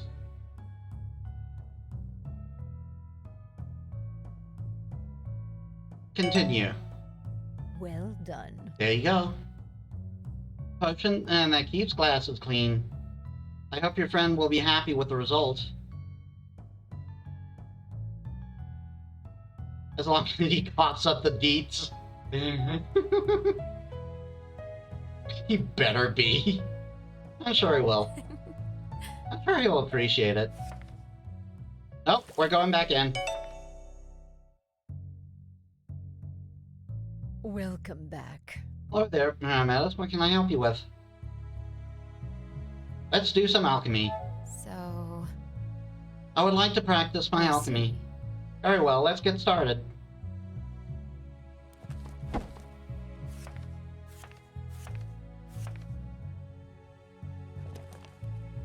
Clear eyesight all day, unless you lose your glasses, of course. That has to be like a vague Scooby-Doo reference, and it's because Velma was always losing her glasses.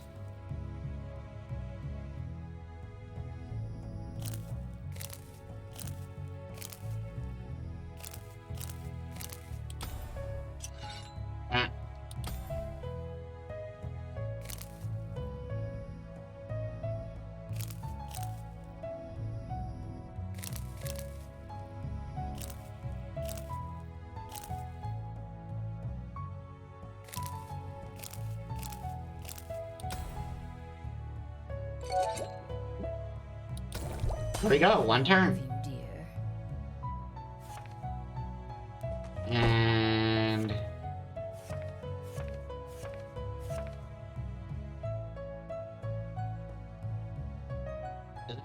the only other one, I don't remember.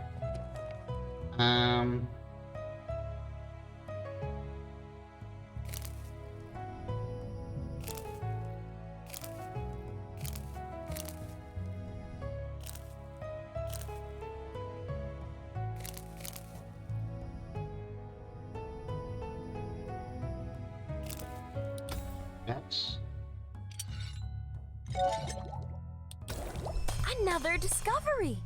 Yeah, baby.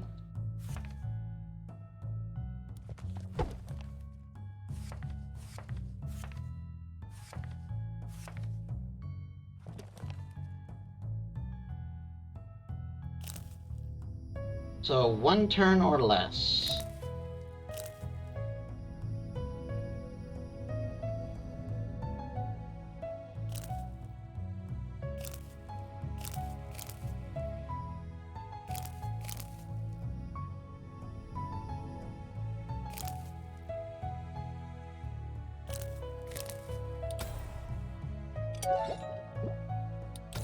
I'm proud of you, dear.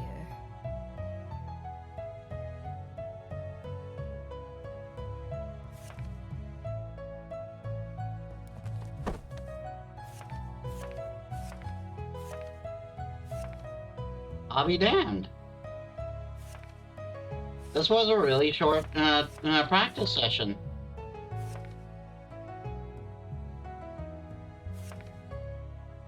That said, we are still a ways away, so be ready for that.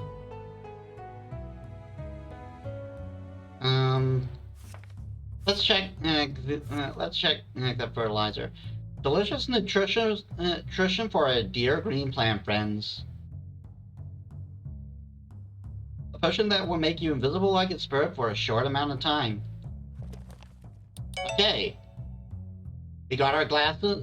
We got our glasses cleaner, and we got our remedy.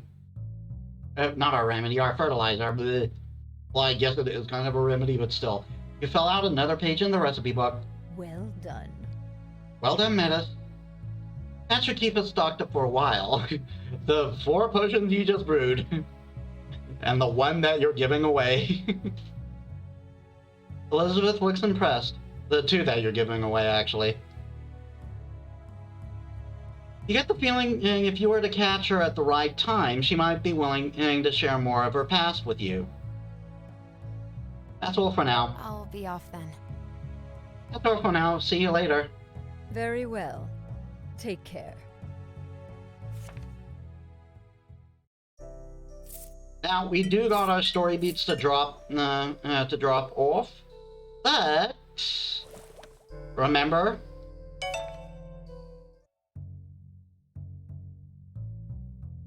you enter the alchemy shop, but don't immediately spot Elizabeth anywhere. How odd. You rummage in the back and go to investigate.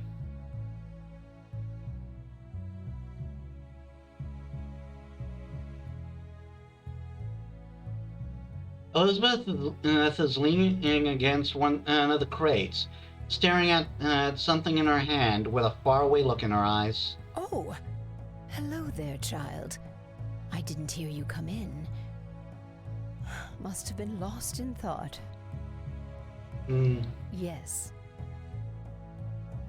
I came back here to get some empty vials, but then I found this and I got sidetracked by nostalgia, I suppose.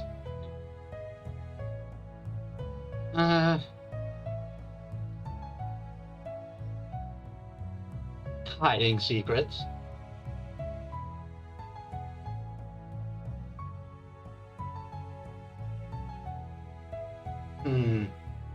What is that? What? What do you have there? I see. I suppose you've never seen one of these before.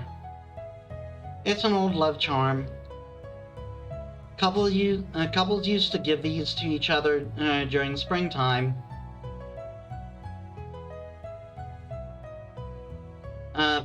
The swan and rose supposedly bring good luck.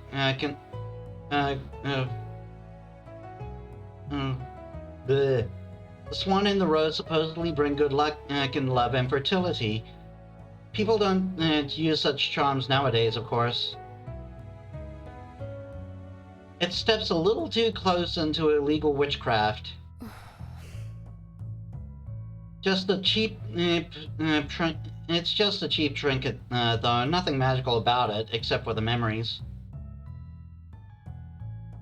Who gave it to you? I wonder. Elizabeth pauses for a moment, letting her fingers run over the carvings of the charm before she smiles. Alethea. Charmer. That's so sweet. Really? Isn't it? I remember how her hand was shaking when she gave it to me. Nervous, silly youth and love, how things have changed. What happened between you two? So... It's not that simple. Sometimes love isn't enough. Our worlds, our morals, they were simply too different. I don't regret that it ended, but I do regret whatever hurt I might have caused her along the way.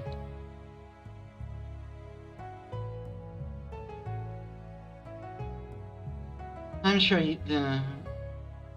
did your best. So... I'm sure you tried your best to make the right choices. We all do, right? Hindsight is always much clearer than the present, but that is life for you. You don't get to live as long as I have without experiencing regret or heartache. I still have the memories to keep me company. That is enough for me. I want to give her a hug. Memories? Tell me about... What kind of memories? I wonder. It was springtime, and the valley was in full bloom. There were 5 of us attending the flower festival together. Not friends, but companions, much like you and your new acquaintances. Different people brought together by fate or chance to solve other people's problems. But in that moment, we had peace. Where are they now? About that... If just... I couldn't tell you, I'm afraid. Things happened and we all scattered to the winds, pursuing our own ideals and dreams as young people do. I hope they are happy wherever they are now. Yeah, so you do see there's a bit of a parallel here. She had 5 companions. She was part of a group of 5. We were part of a group of 5. The past is repeating itself somewhat, and that may bite us. I have no more questions. So... You need help with those vials? Thank you, dear. That would be lovely, thank you. Aww.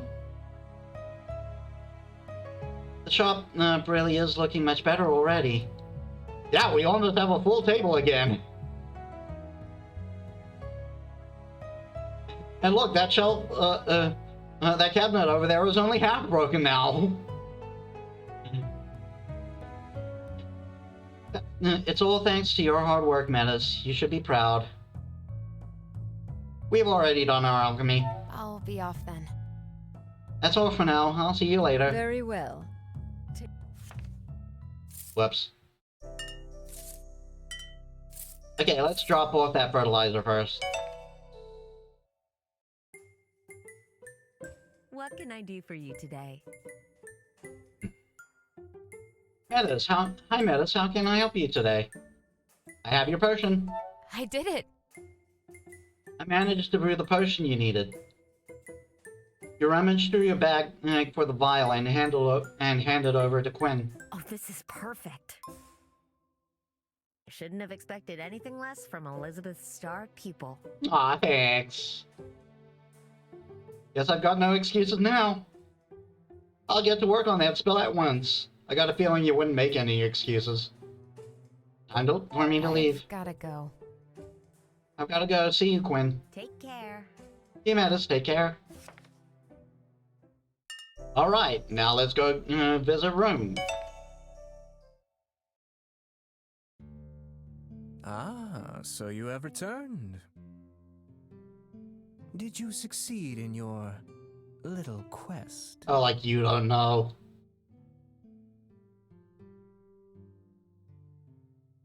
That was a merry chase. Here you go. Happy to help.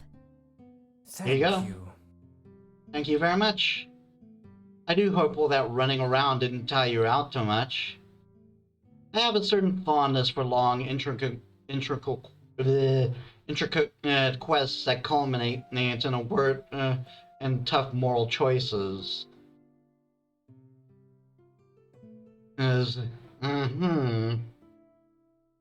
Also, intricate, that's not a word I'd say too much.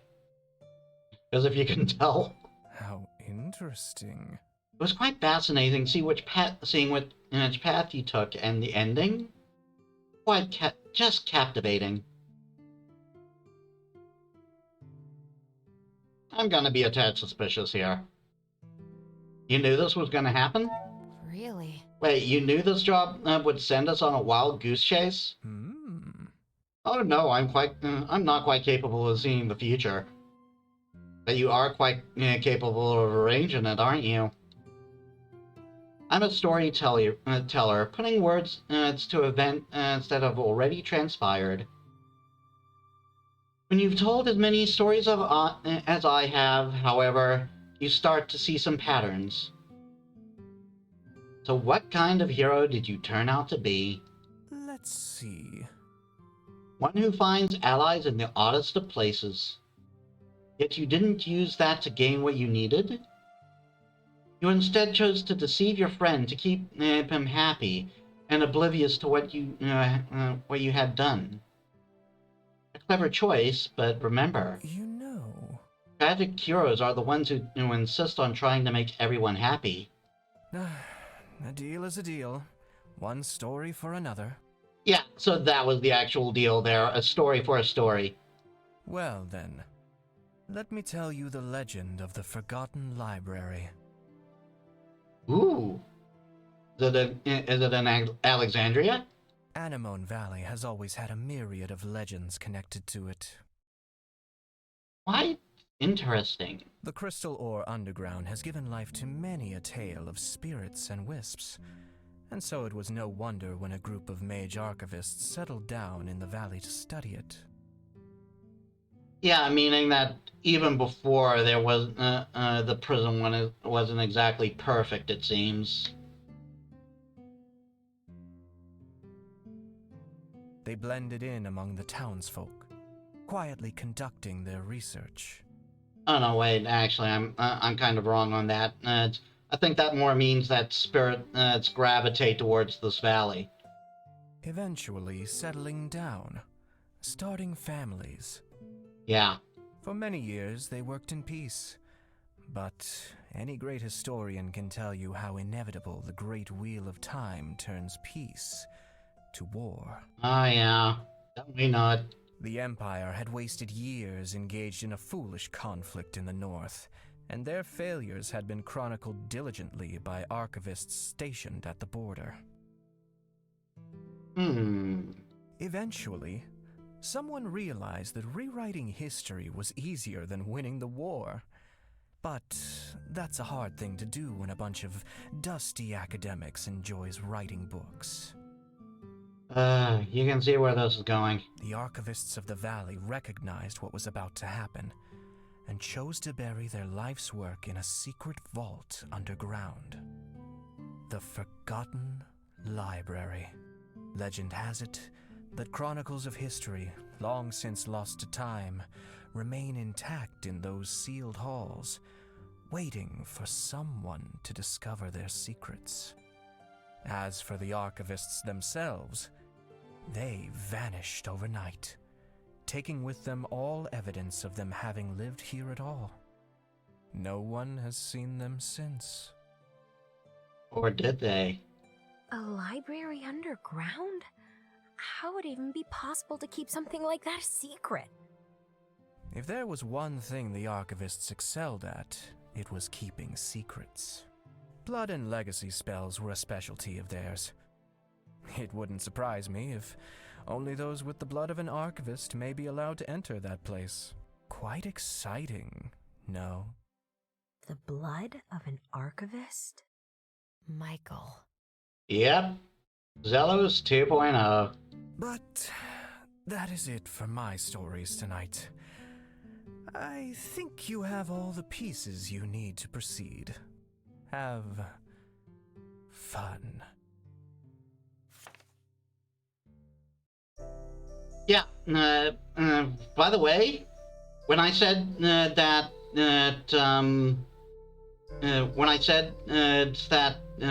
if you leave the flower, it's completely viable to leave the flowers. If you left the flowers, is before you leave, you find the flowers on the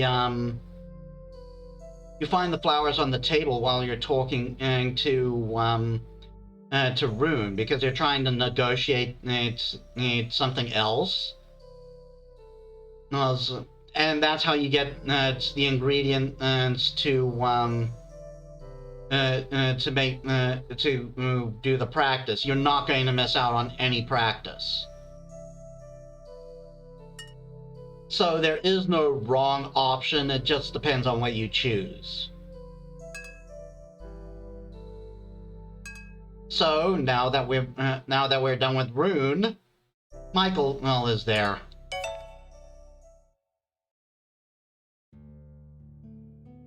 You enter the tavern to find Michael sitting in his usual seat. Rune sits on the other side, smiling pleasantly. He apparently walked right out and then came right back in. And then the merchant ran through the town without his trousers, yelling about demonically possessed ducks.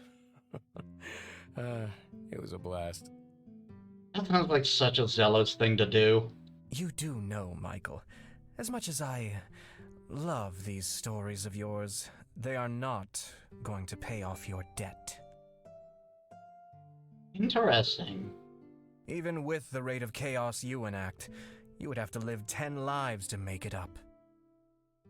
What was the debt?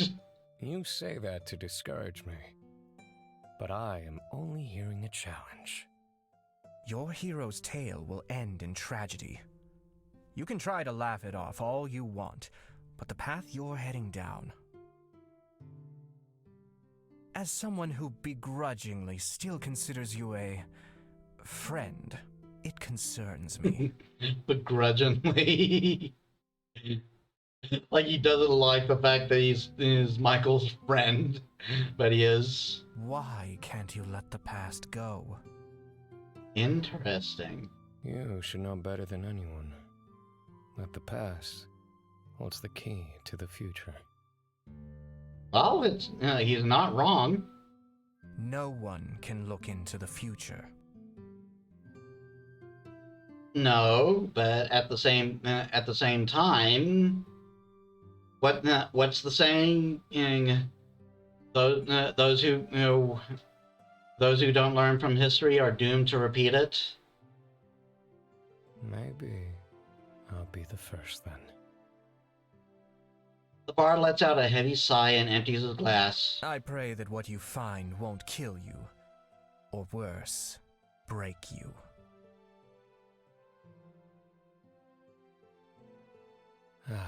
To what do I owe the pleasure?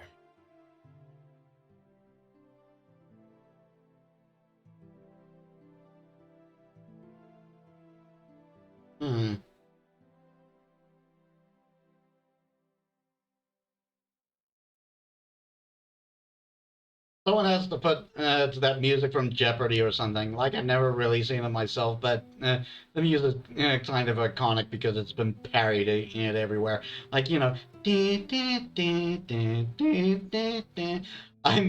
totally using this as an excuse to move my avatar around more. What was that all about? Let's see. Just a good old-fashioned disagreement between friends, that's all. But in truth, he has every right to be mad at me. The bards have a strict rule of not receiving secrets the listener hasn't paid for in full. Their deity is quite adamant about that one.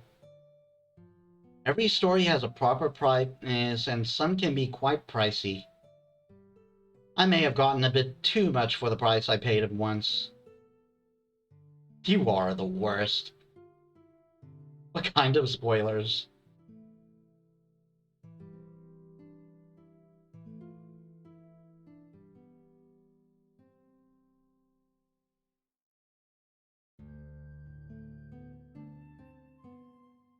Have you tried apologizing?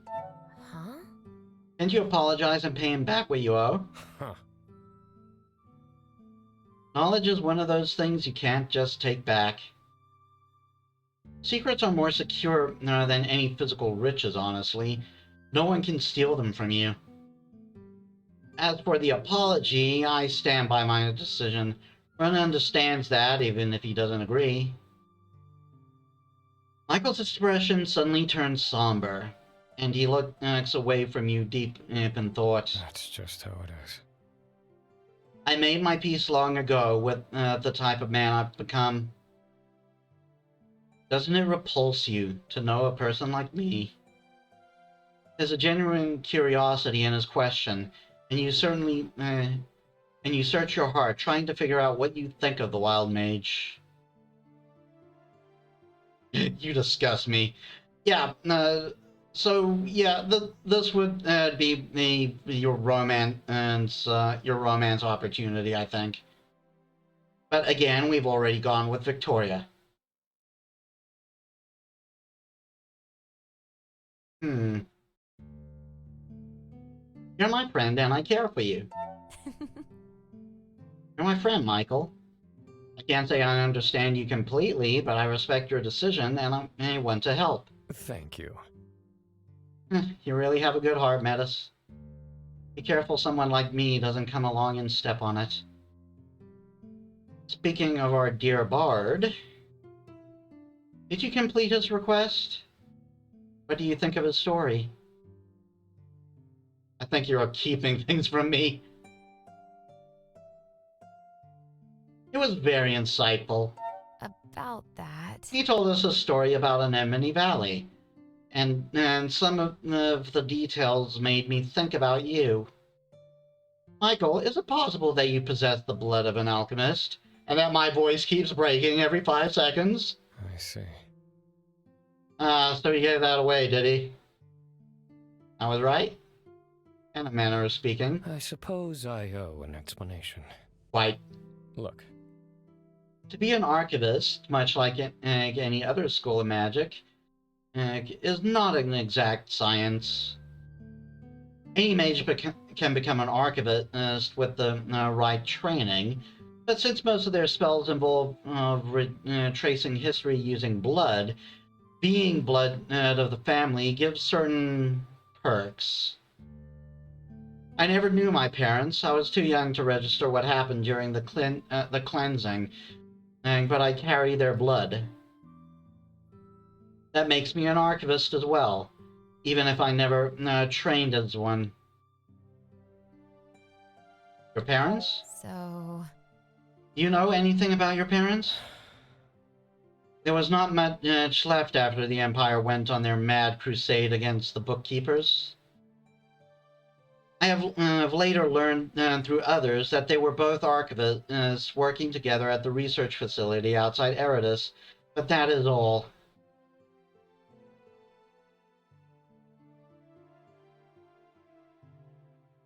That's awful. I can't believe this. That's awful. How could such a thing happen? Let's see.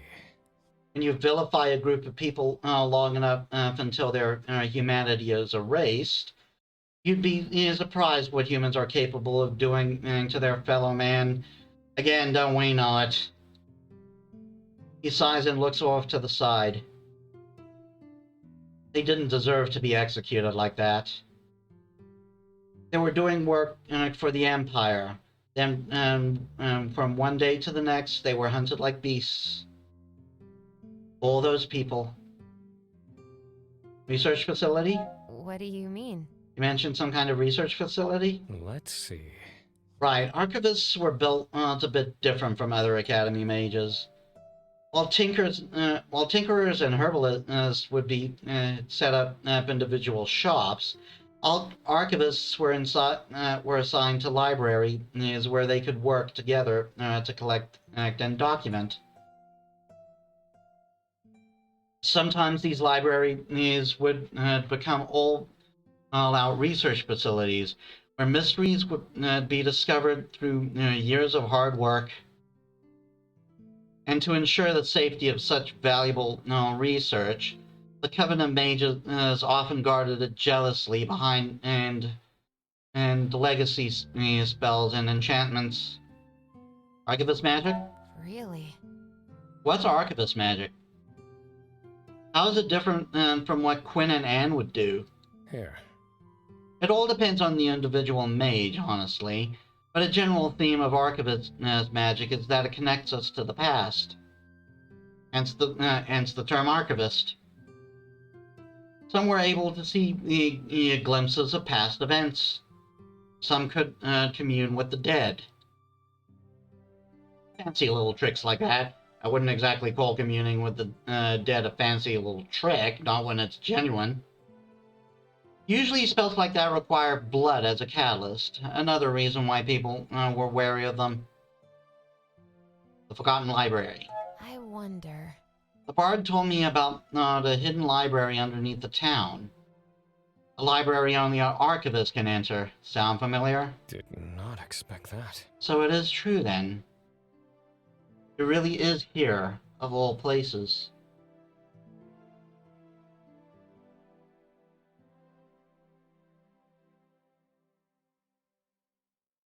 I'm not gonna get mad at him. He had his reasons. Let it secret. You're telling me I went through all that trouble for a secret you already knew about? To be fair, you didn't pay the guy a lot for a story, so it matches up. First of all, I didn't know the library was here. Fair enough. I had an inkling, which may or may not have influenced my decision to come here. I wanted to learn more about what my parents worked on, but after my little dispute with the bard, I didn't have anyone to guide me where to look.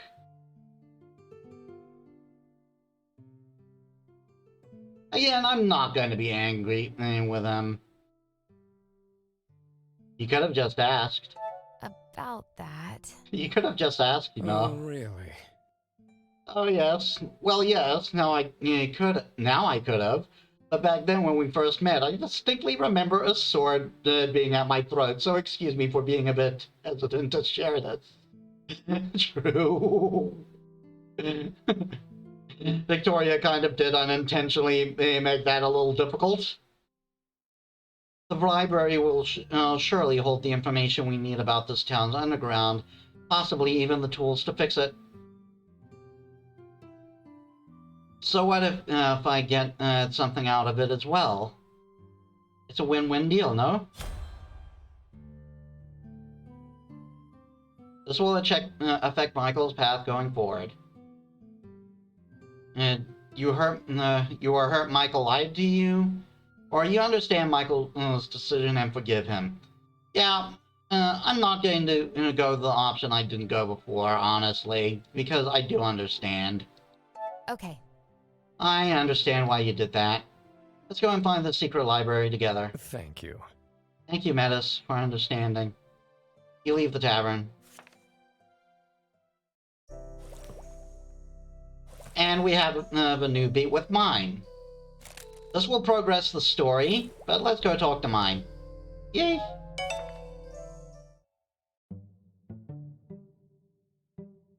Mine is hanging out in the back alley. Oh yes, it's this scene. This is gonna be good. Just wait. Mima's hanging out in the back alley, sitting on top of a crate, looking up at the clouds passing by. Hey, you. Hey, Metis. Did you need a moment to calm down, too? It's been quite a ride, hasn't it? I'm so exhausted. Didn't expect this. We did good. Actually... It turned out well. We learned a lot and no one was caught.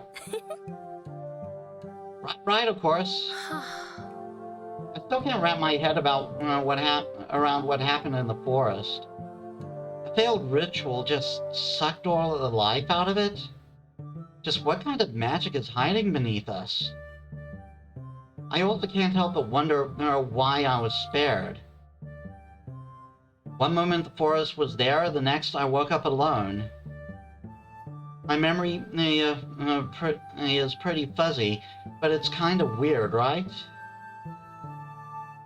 You're weird. No, I'm not gonna tease her. Reading too much into it. I mean, she's not exactly me. It's odd, yeah. I agree, that is odd. About that. I just have this feeling, you know? That all this is connected somehow, and it's just so frustrating not to know. Mom jumps down from her crate and starts pacing back and forth in front of you. My baby! It's just, I feel my head's about to explode. Demon prisons, possessions, and secret libraries? We've learned so much, but I'm only more confused. We still haven't gotten any closer to finding a way to get you and me separated.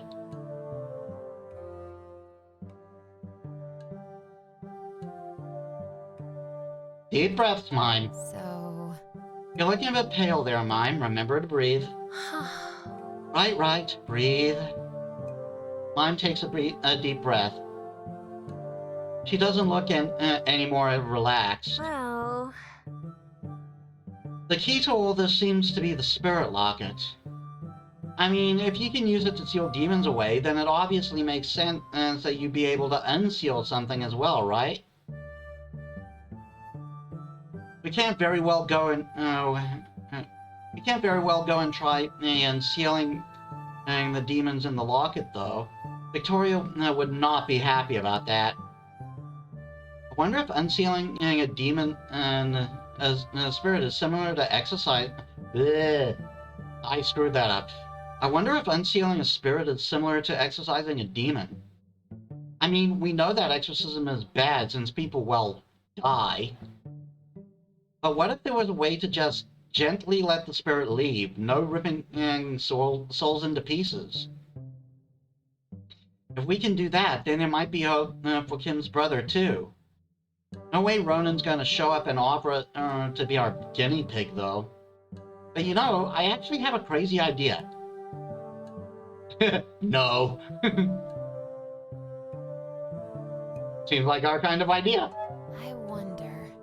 Something crazy, you say? That seems like our kind of idea. Right? About that. What if I tried to possess you, and then you could try and remove me? What?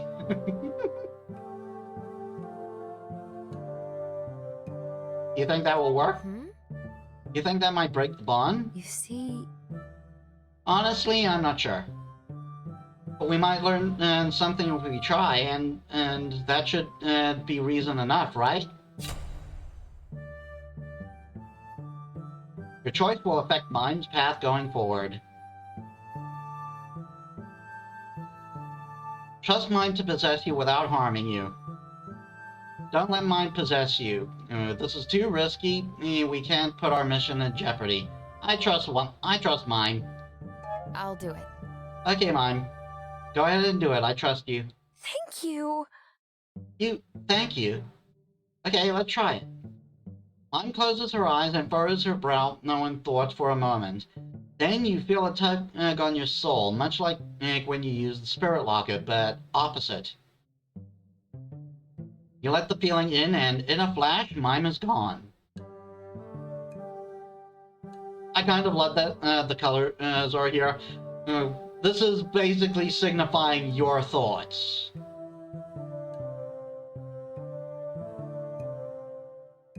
I don't feel any different. Wow, this is weird. The world looks different when you're tall. Yep, Mime's talking to us now. You can make me talk? Don't get any smart ideas now, Mime. Mime? Mime is amazing!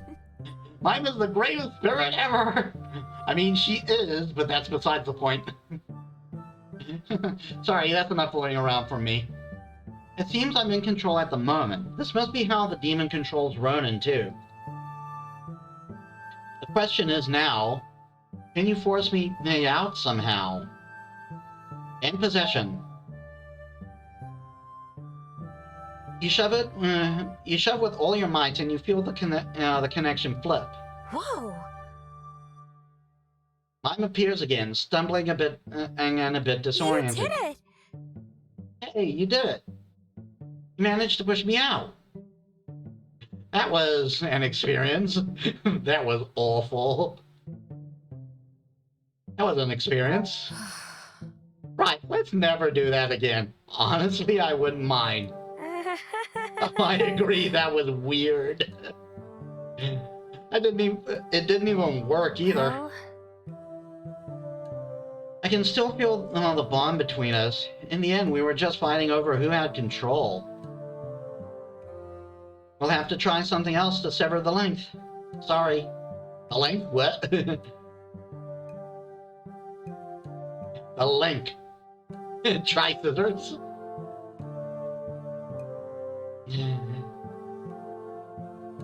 worth a shot. About that. Don't be down, Mime. It was worth looking into. Plus, we learned a thing about possession. Thank you. And I mean, it wasn't like we didn't learn anything. Yeah, exactly. I wonder. If you were able to resist me and push me out, there's a chance Kim's brother might still be somewhere inside him. Yeah, and also remember,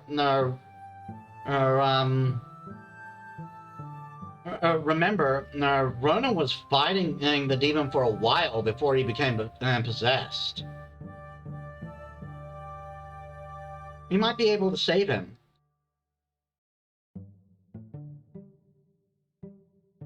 I'm sure he'll be grateful.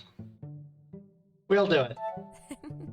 We'll save him somehow and get Kim his brother back. You're the best. Aw, my baby. That's the spirit. Get it? You know, Victoria, when you and I met, I was pretty scared. Was? Okay, I'm still scared, but now that we're all a team working together, I'm not as scared anymore, and I want to help. So what I'm trying to say is, I'm not running away anymore. Mime. I'm glad. We're still not going to have a team name, though. Oh, come on! Aw, my baby. I just want to pinch your cheeks. Yes, I'm borderlining grandma now. Anyway, final story beat. Here we go. Are you ready to search the Forgotten Library? Yes, we are.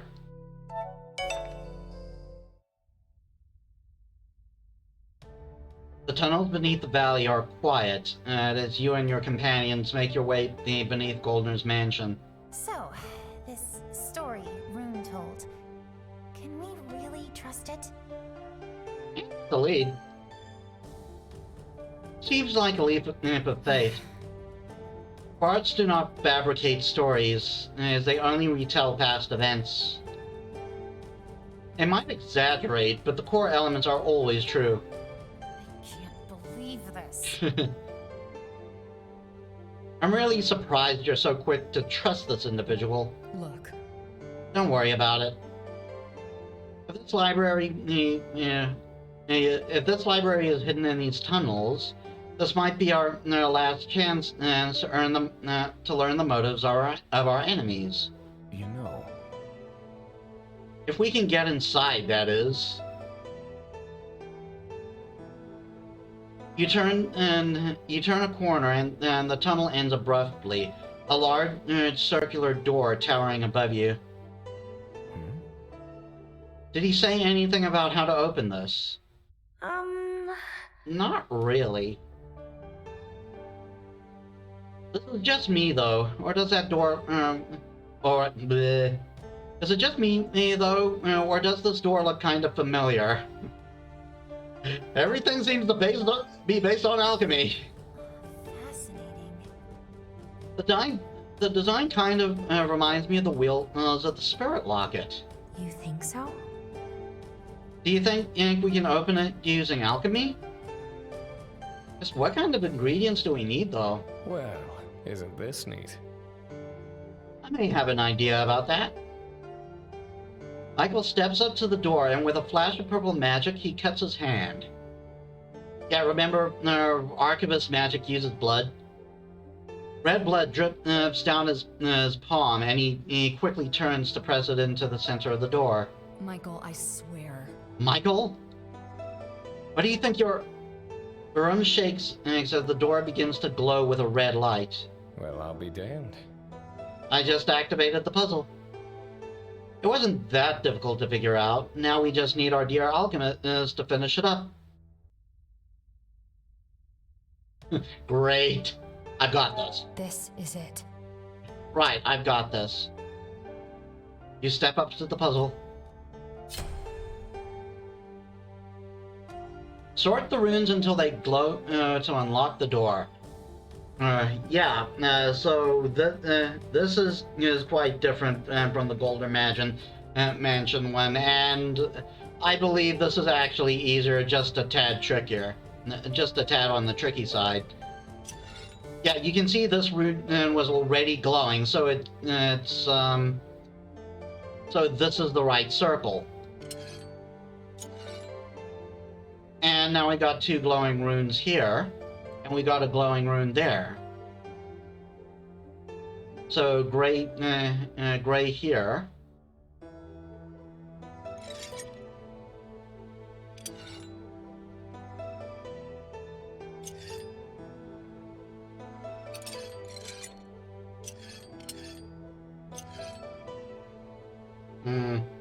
I think I've fallen into the same trap Z did.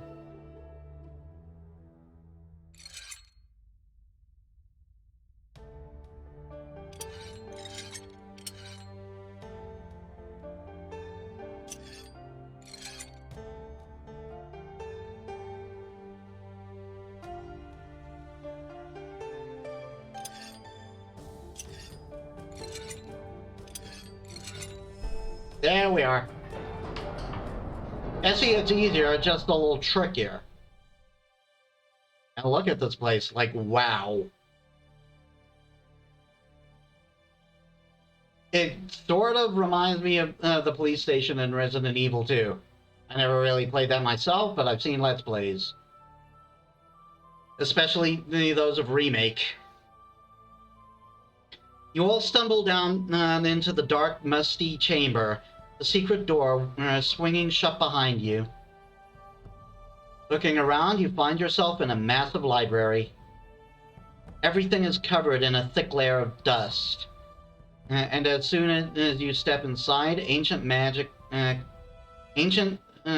lamps flicker to life, casting a calm blue glow upon everything. You have got to be kidding me. Yeah, like, this is rather awe-inspiring, isn't it? This is quite the sight. Indeed. An archivist collection. So we do have records, just nobody knew about it. It really has survived all these years. Mm-hmm.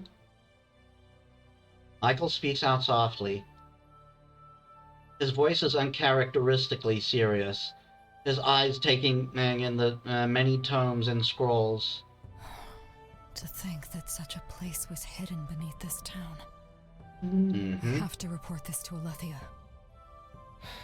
I'm afraid if you were to do that, Madam Knight, I would have to stop you.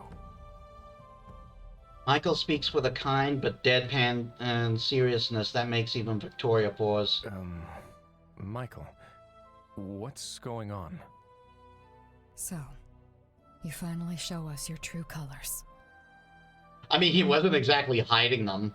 I was wondering when we'd see the real person behind that fake smile of yours. I think I've been fairly upfront about my opinions of your handlers. That is true. This place is a unique collection of our long-lost history. I won't have its location revealed by a military bootlicker who's never had an independent thought in her life. Harsh? You...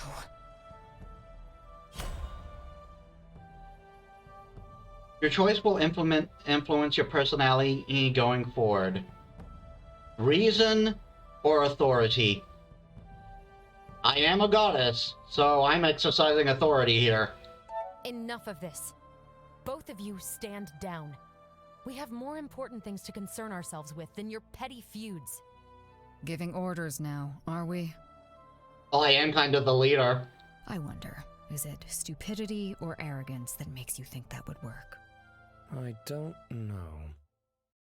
I think it was kind of hot. Well, we know what Zealous' type is now. Oh, could you not? If you're all quite done fighting over there, I think I've found something you'd like to see. Ooh.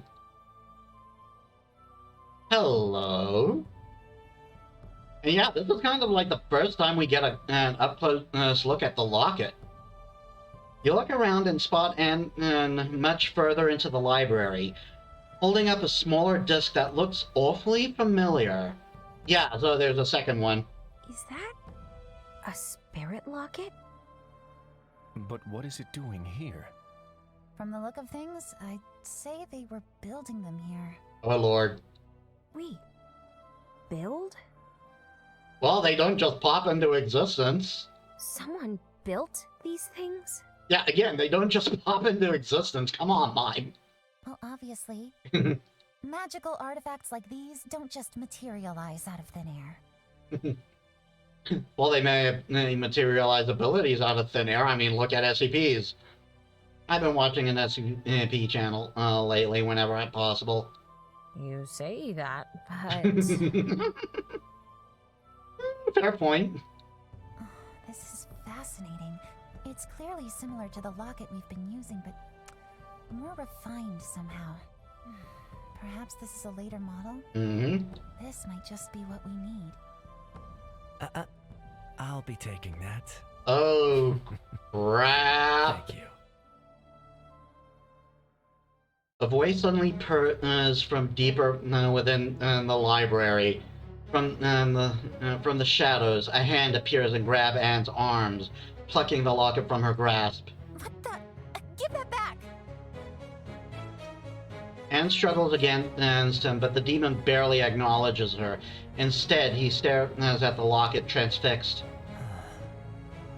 How strange to finally be the one holding this cursed thing. Hello. Thank you for finding this for me. Your help is most appreciated.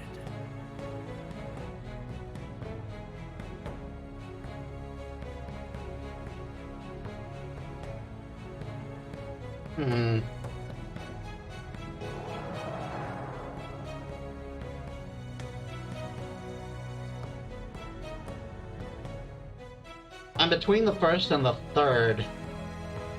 Ding ding ding ding ding ding ding.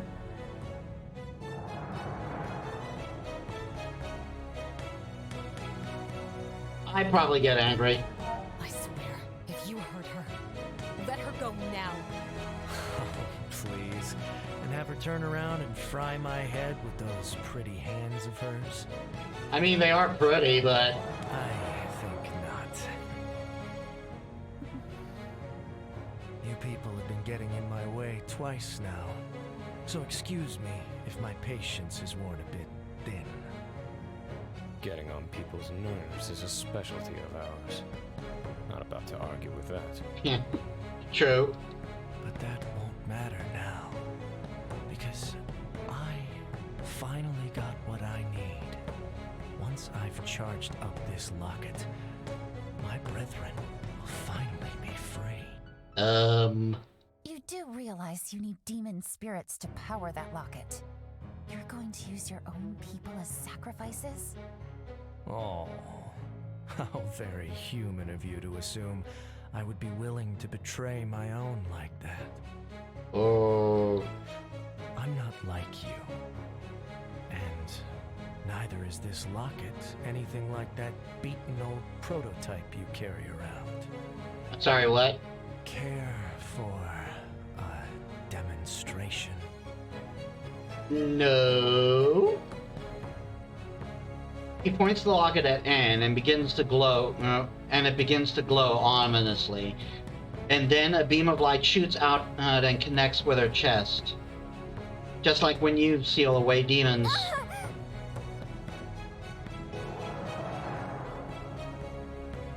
No, you won't. You are going down, Ronan. Let's go.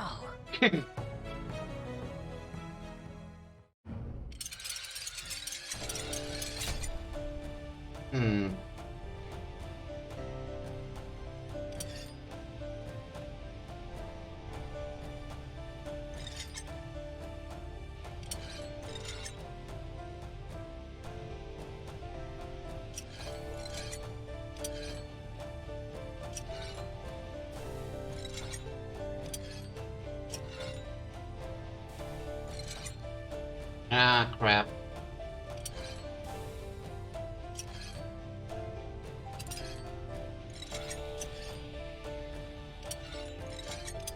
There we are.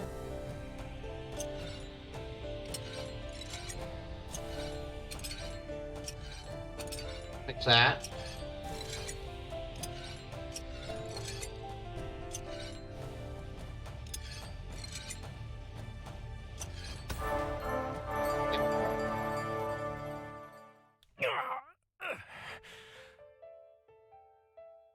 Ronan flinches away as the light from your lockets meet, and Anne uses the moment to break free of his grip and escape. It appears I'm outmatched for now. Yeah, you better run. This thing is running on empty. No matter, I know just how to fill it up. That's not good. Bye for now, little alchemist. Yeah, so this should confirm any suspicions you have. Yeah, what Michael presented before was actually right. These demons are ghosts, and they're the ghosts of the archivists. Hence why Ronan knew about this place. He grins and disappears into darkness.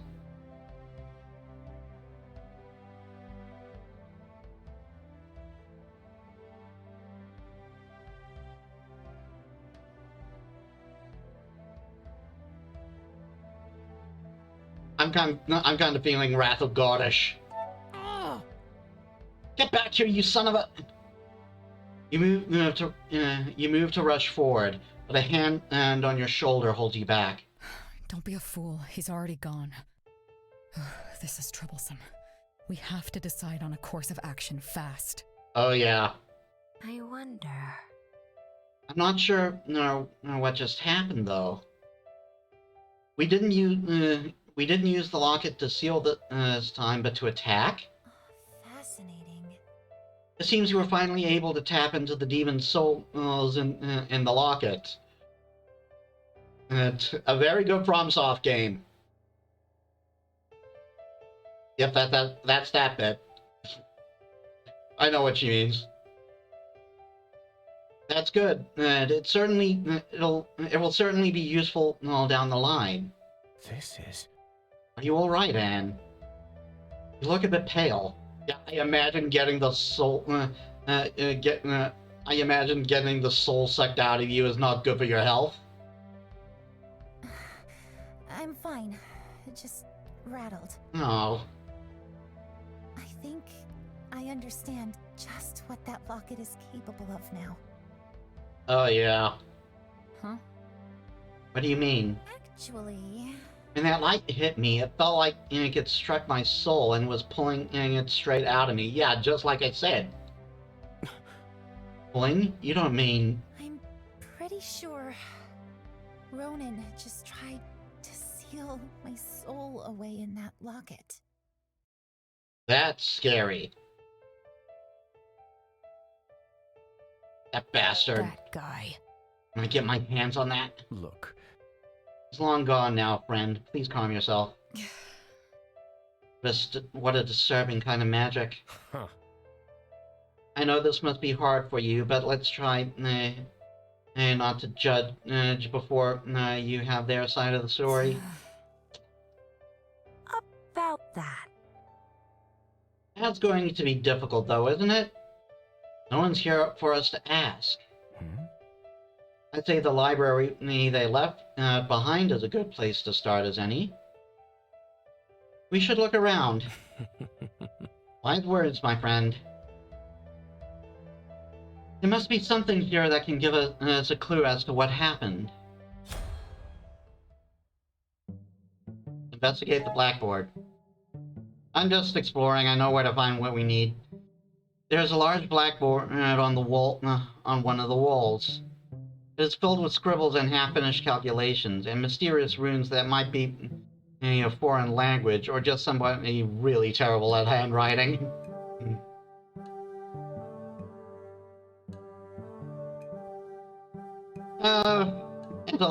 Intellectual thing. I have terrible handwriting, too. At At the bottom, a message is written in much neater handwriting. I know what you did, Chris. I swear if I find one more fake spider in my things, I'm gonna have Liv weld your boots to the ceiling. Bjorn. I wonder if that's an Overwatch reference. So, meaning that if that is, oh no, wait, that's Torbjorn, but still, that would be like before the current debacle at Activision. Thank God Microsoft took over. Although it's gonna be weird that Crash Bandicoot is now, and Spyro are now Microsoft properties. Nothing useful here. We should keep looking. Lead Bjorn to his hate. Check the desk. There's a desk near where Anne found the spirit locket. Schematics and papers are scattered around, all written in a dry academic tone that's hard to comprehend. Among the dusty literature, your eye is caught by a book with a bright and friendly cover. Huh? A children's book? I guess even stuffy scientists need a break once in a while. Yeah, but to read a children's book? Read it. You crack open the pages, which are dry and stiff with age, and begin to read. So... Once there was a child with a mischievous mind. He liked pulling pranks on people he liked. Friends, family, even strangers sometimes would find milk in their boots or toes in their tea. That last one is kinda concerning. People cursed and swore at the laughing child. Little did they know that something had taken root in his heart. A spirit of rage found a place to call home, and the more they cursed, the stronger its hold became. The hate grew much larger than the boy, and he split down the middle like a nut crack open. Oh God! Like, I know children's stories are messed up, but what the hell? His kin was slain by the cycle of anger they had caused. And in the end, there was nothing left but the mirage. Yikes! Wow. Old fairy tales really are something. Oh yeah.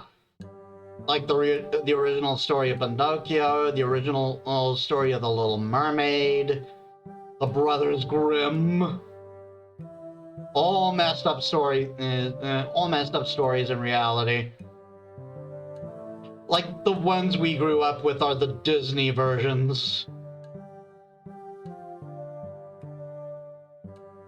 Like even the original story of Notre Dame was pretty messed up. Like everyone dies. And in fact, I remember hearing from Comic Foil when he was talking about it during a playthrough of during his Let's Play of Darkest Dungeon that the author wrote that because he had a fascination with architecture. I think Gothic architecture specifically, and his basic thoughts behind the book were look at all these stupid people and look how this building persists despite of them. This was obviously before Notre Dame burned down. And apparently he didn't much like this ending, and he apparently changed his mind. So this was changed in the play version. And in the theater version, I should say. Yeah, I don't remember what ending that was. And so, like, as much as you can gripe about stories remaining to remaining to their original source, sometimes it's not exactly bad to change the ending. or to like change the overall tone, and if you can do it well. Like the original story of Pinocchio got super messed up, and I believe in the end he got eaten by termites or something. He didn't become a real boy. That came later. And the original ending of the Little Mermaid was that the mermaid didn't in fact marry her prince, and she ended up turning into sea foam.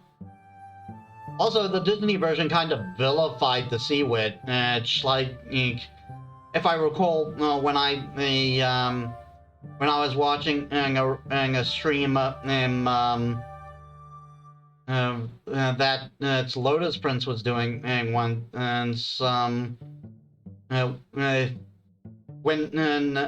the mermaid was talking to the prince, and she was like, "Are you sure this is gonna hurt like crap?"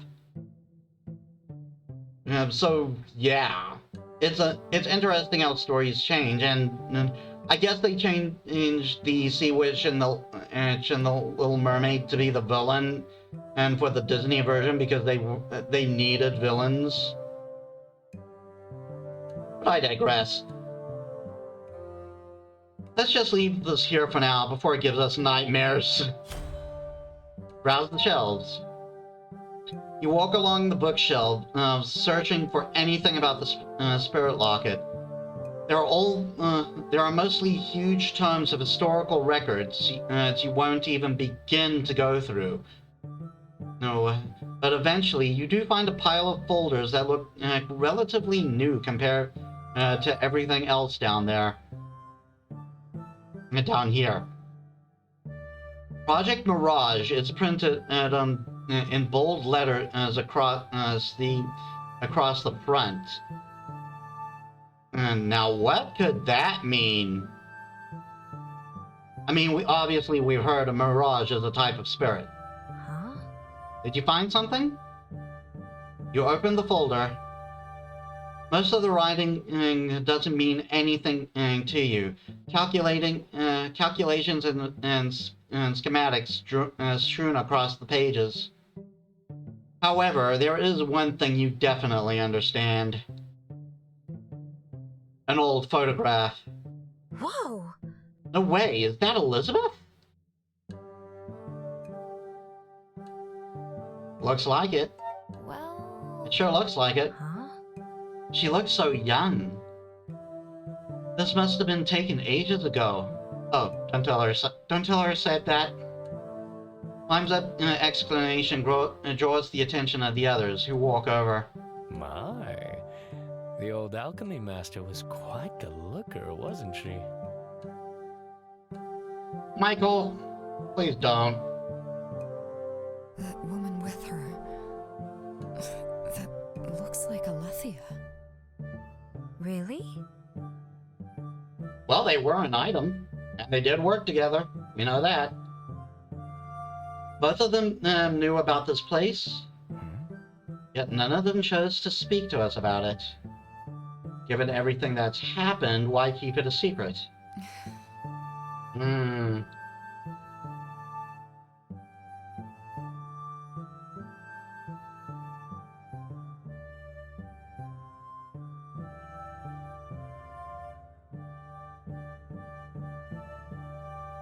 Okay, I gotta put you guys on hold once more. This will be the last time, I promise. Alright, sorry about that. Again, that's the last time, I promise. I have no more drink left. Okay. I'm sure she had her reasons. Right? Let's go talk to the alchemist and get to the bottom of this. Outside, the sun has already set, but there's still light in the old alchemy shop. There you are. How is the demon hunt coming along? About that.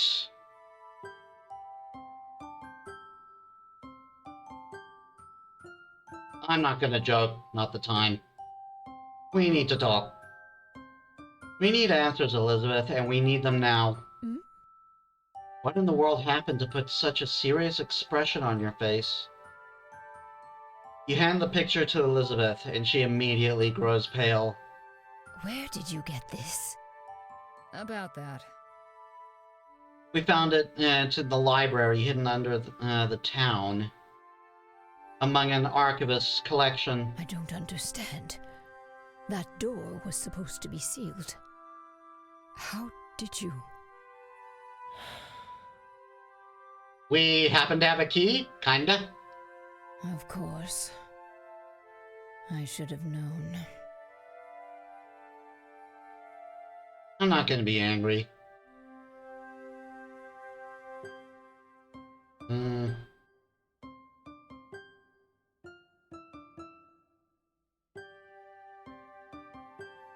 I don't think those was here before.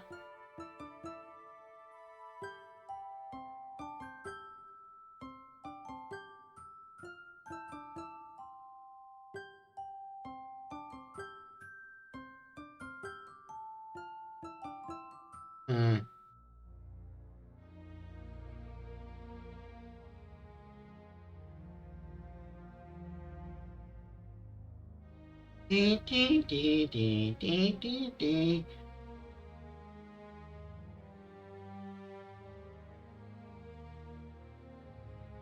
I think I'm gonna go authority on this one. What? What's going on here, Elizabeth? What have you been hiding and why? Giving orders now, are we? Things really have changed. First thing first. The locket. Is it safe? Depends which locket you're asking about. I mean, if you're talking about the prototype, yes. If you're talking about the other one, if by safe you mean currently in the hands of a demon, of the demon we've been hunting, then yes. Letherus mercy. Oh boy. Just what kind of locket is it? And what's Project Mirage? It's not that simple. It's quite a long story. Look. And you better get started. Elizabeth takes a deep, shuddering breath. I see. Very well. I haven't shared much of my past with you. I thought it better you focus on the task at hand, but it's clear that the two have become intertwined. The spirit locket you bear many years ago, I helped build it.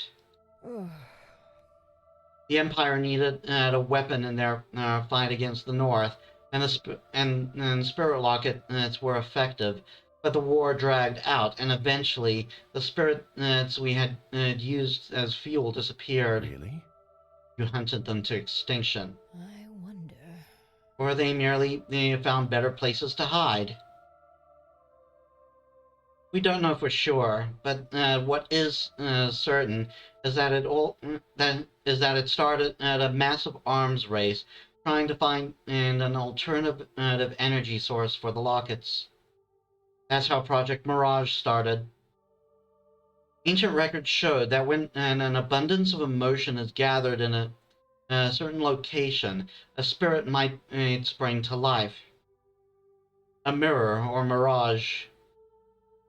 Supposedly, they are brittle things with little shape or form, and dissolve quickly depending on the strength of the emotion they are born from. Like a bad feeling lingering in the air. Our goal was to build a locket that could safely trap and preserve a mirage as an alternative to nature spirits. It would be a near endless source of energy with the war raging, and there was an abundance of rage and sorrow to pick from. We just needed the right tool. That seems odd. Why have I not heard of this? Even if you didn't succeed, it shouldn't be in the Academy's archive. I've read that every piece is on alternative energy sources in existence and never once heard about this project. That's because we succeeded. Mm-hmm. Huh? Pardon? Yeah, she succeeded, but it was too much of a success. It's not that simple. Liv was a genius tinkerer, years ahead of her time, and she succeeded in creating a second generation of lockets. But it was never used in the war, because mirages are mirrors of human souls. An unexpected feature of the invention and was the ability to lock away human souls as well. That seems odd. Well, that is quite problematic. Trust me, I realize. I don't understand why it would make you shelve the project. Again, think, Anne. And if you had one of these lockets and there were people you don't like, or people in your way, what could you possibly do? The human spirit doesn't possess any magic. That's why spirits were used instead. Normal human spirits don't. But what about mages? Oh yeah, there is that. So yeah. And think about the politics in this world right now. What would people do if they happened to get their hands on this locket? It would just make it easier to murder mages. And then you'd even have an defense. Oh, I needed a power source. My lamp was running dry. A tense silence falls over the room. If just... You must understand, the Empire was desperate. The people were getting sick of a never-ending war. Alethea kept getting called back to the capital, and every time she returned, she seemed more distant. We knew something was we knew something was coming, and we didn't want to risk this discovery becoming a weapon to be used against the very people who built it. Let's see. So you sealed the locket away. Yes. On Liv's insistence. We still believe that in a time of peace, the locket might be used for good. And so, she and the other researchers hid their discovery. Locked it away. Many of them were later killed in the Great Cleansing or disappeared north. I too left my post and decided to set up shop in town to keep an eye on things. I can't believe this. And when demons showed up, you didn't think that it might be related? Lethrus, grant me strength. The demon seal beneath this town is no secret to the Empire. At least, not to those they deem important enough to know. This location was chosen because of its unique situation. In order to build a spirit locket, after all, you need spirits to test it on. Oh. That sounds really horrible. Huh? Ow, the demons were sealed away, right? It's not easy, and it's not easy and definitely not cheap, but it is possible with the right mages to open a seal like that and drag a single spirit through, do the experiments, and then return it to its prison. Huh. That certainly sounds ethical. Yet one more reason why they're probably pissed off. Those poor spirits.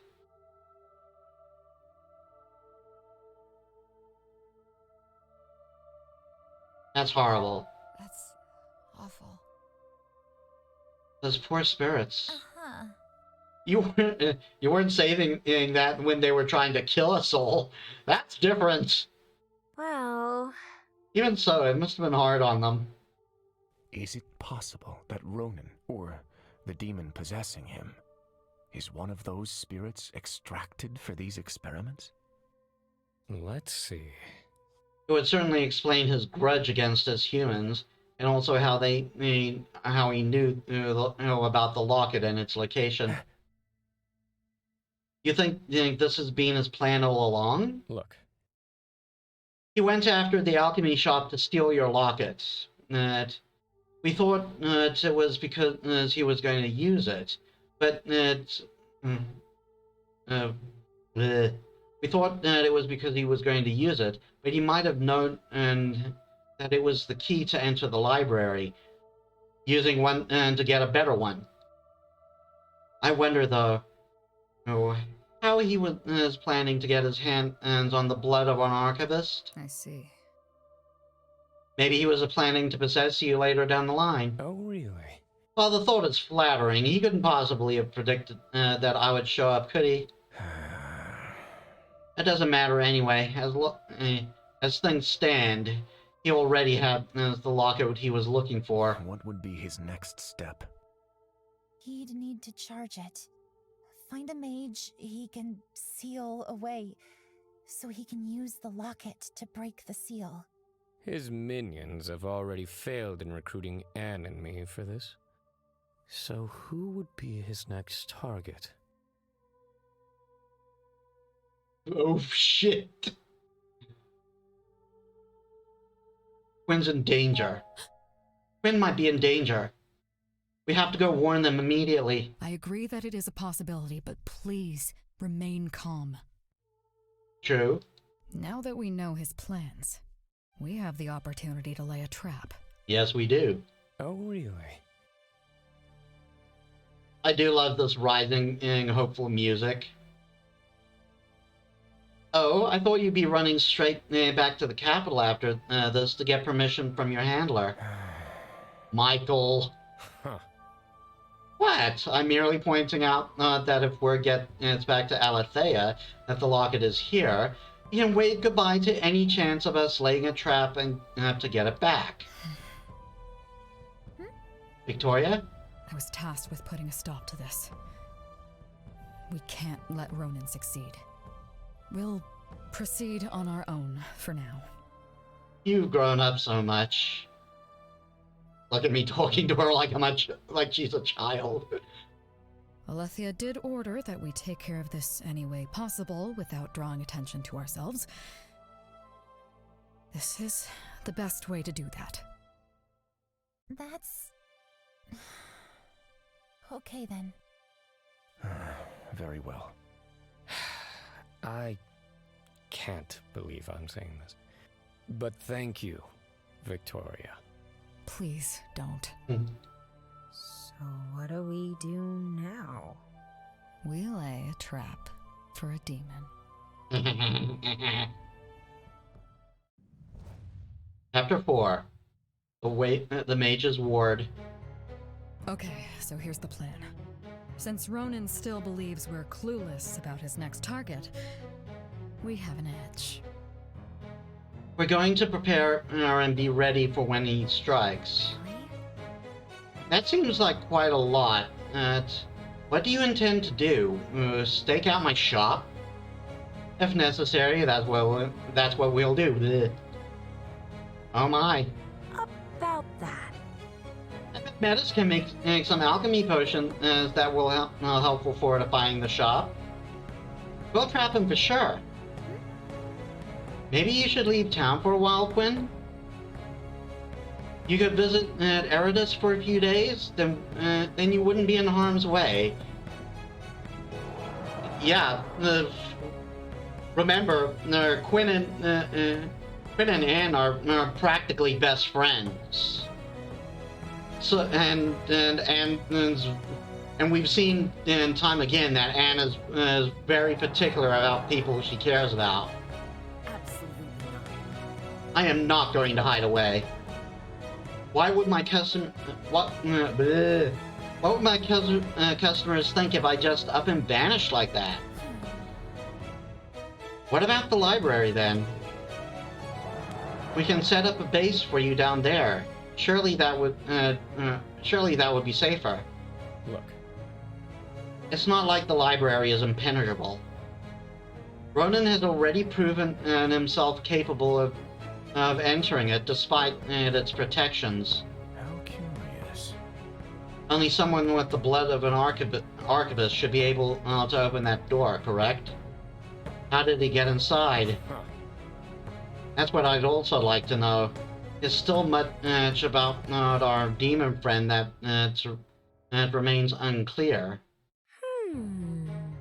Maybe we should go and talk with Kim again? He might be able to give us a bit more insight into his brother's behavior. Well, If we can find him, that is. He usually comes to us, not the other way around. But I agree it's worth looking into. this is the plan. We will bolster our defenses, learn more about the enemy, and finally set the trap. A simple but effective strategy. Don't worry, I'm sure we'll find a way to complicate things.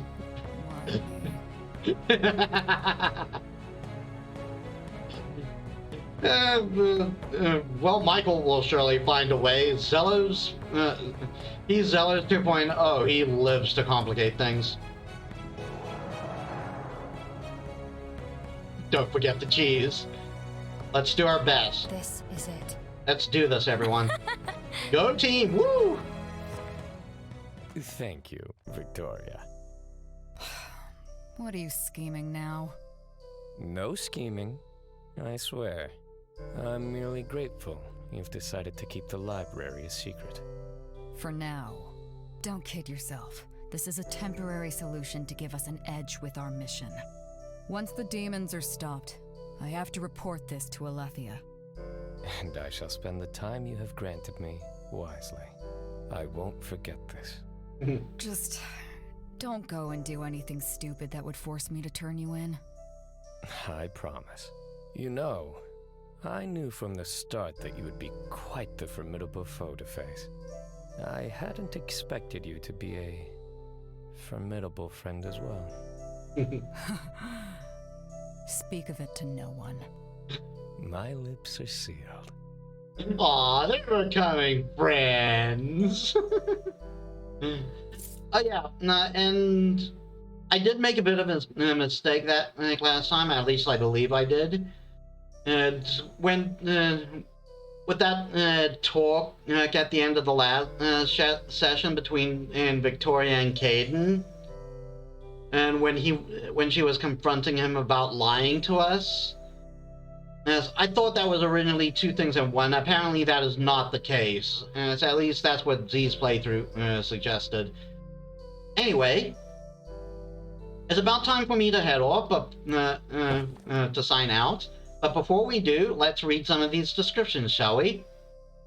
Just because I wanna. We're going to do this until we're finished with the alchemy book. With the alchemy book now. Since we have no more bios to read.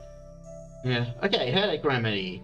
A common potion and for a common problem. It will cure any minor headaches in a jiffy, and it even smells nice as well. Ooh. Better than aspirin then. And a strong headache remedy. A strong remedy for more intense headaches. Works like a charm and makes you smell like lavender for weeks. So it can be used as a soap too. Strong mosquito repellent. A strong smelling potion meant to fend off pesky bugs in the summer months. It can be applied to the skin, but do not ingest unless you want into a horrible tummy ache. Ooh. What do you want to bet? There are some people that haven't just stood like, you can't tell me what to do. I wouldn't put it past. Past the dumb ones. Strong mosquito repellent. A strong smelling potion you put in a bowl outside your home to scare off bugs and/or visitors. The smell is so strong that it can create headaches, and ingesting it will cause severe pain and nausea. So be careful. No, I am not going to start a strong mosquito repellent challenge. No one get any ideas. A potion that provides one and with a full night of dreamless sleep. A very strong sleeping potion. It's hard to tell when the user will wake up, if ever. Healing potion. A great potion for healing bruises and burns. Tastes like beef though. A potion that is sure to make you the water bomb, yeah. The victor of any summer water fight, and then the true victor, the glue bomb. Clear eyesight all day, unless you lose your glasses, of course. Delicious nutrition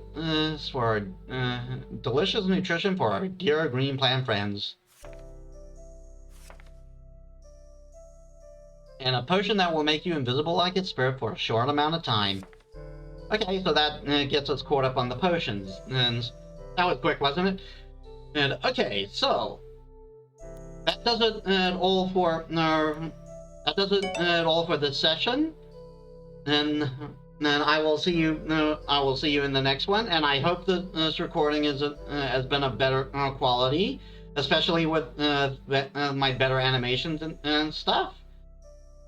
Well, with my better fluid animations and stuff. And I will see you. I'll see you guys in his next session. This is Metis Balaska signing out.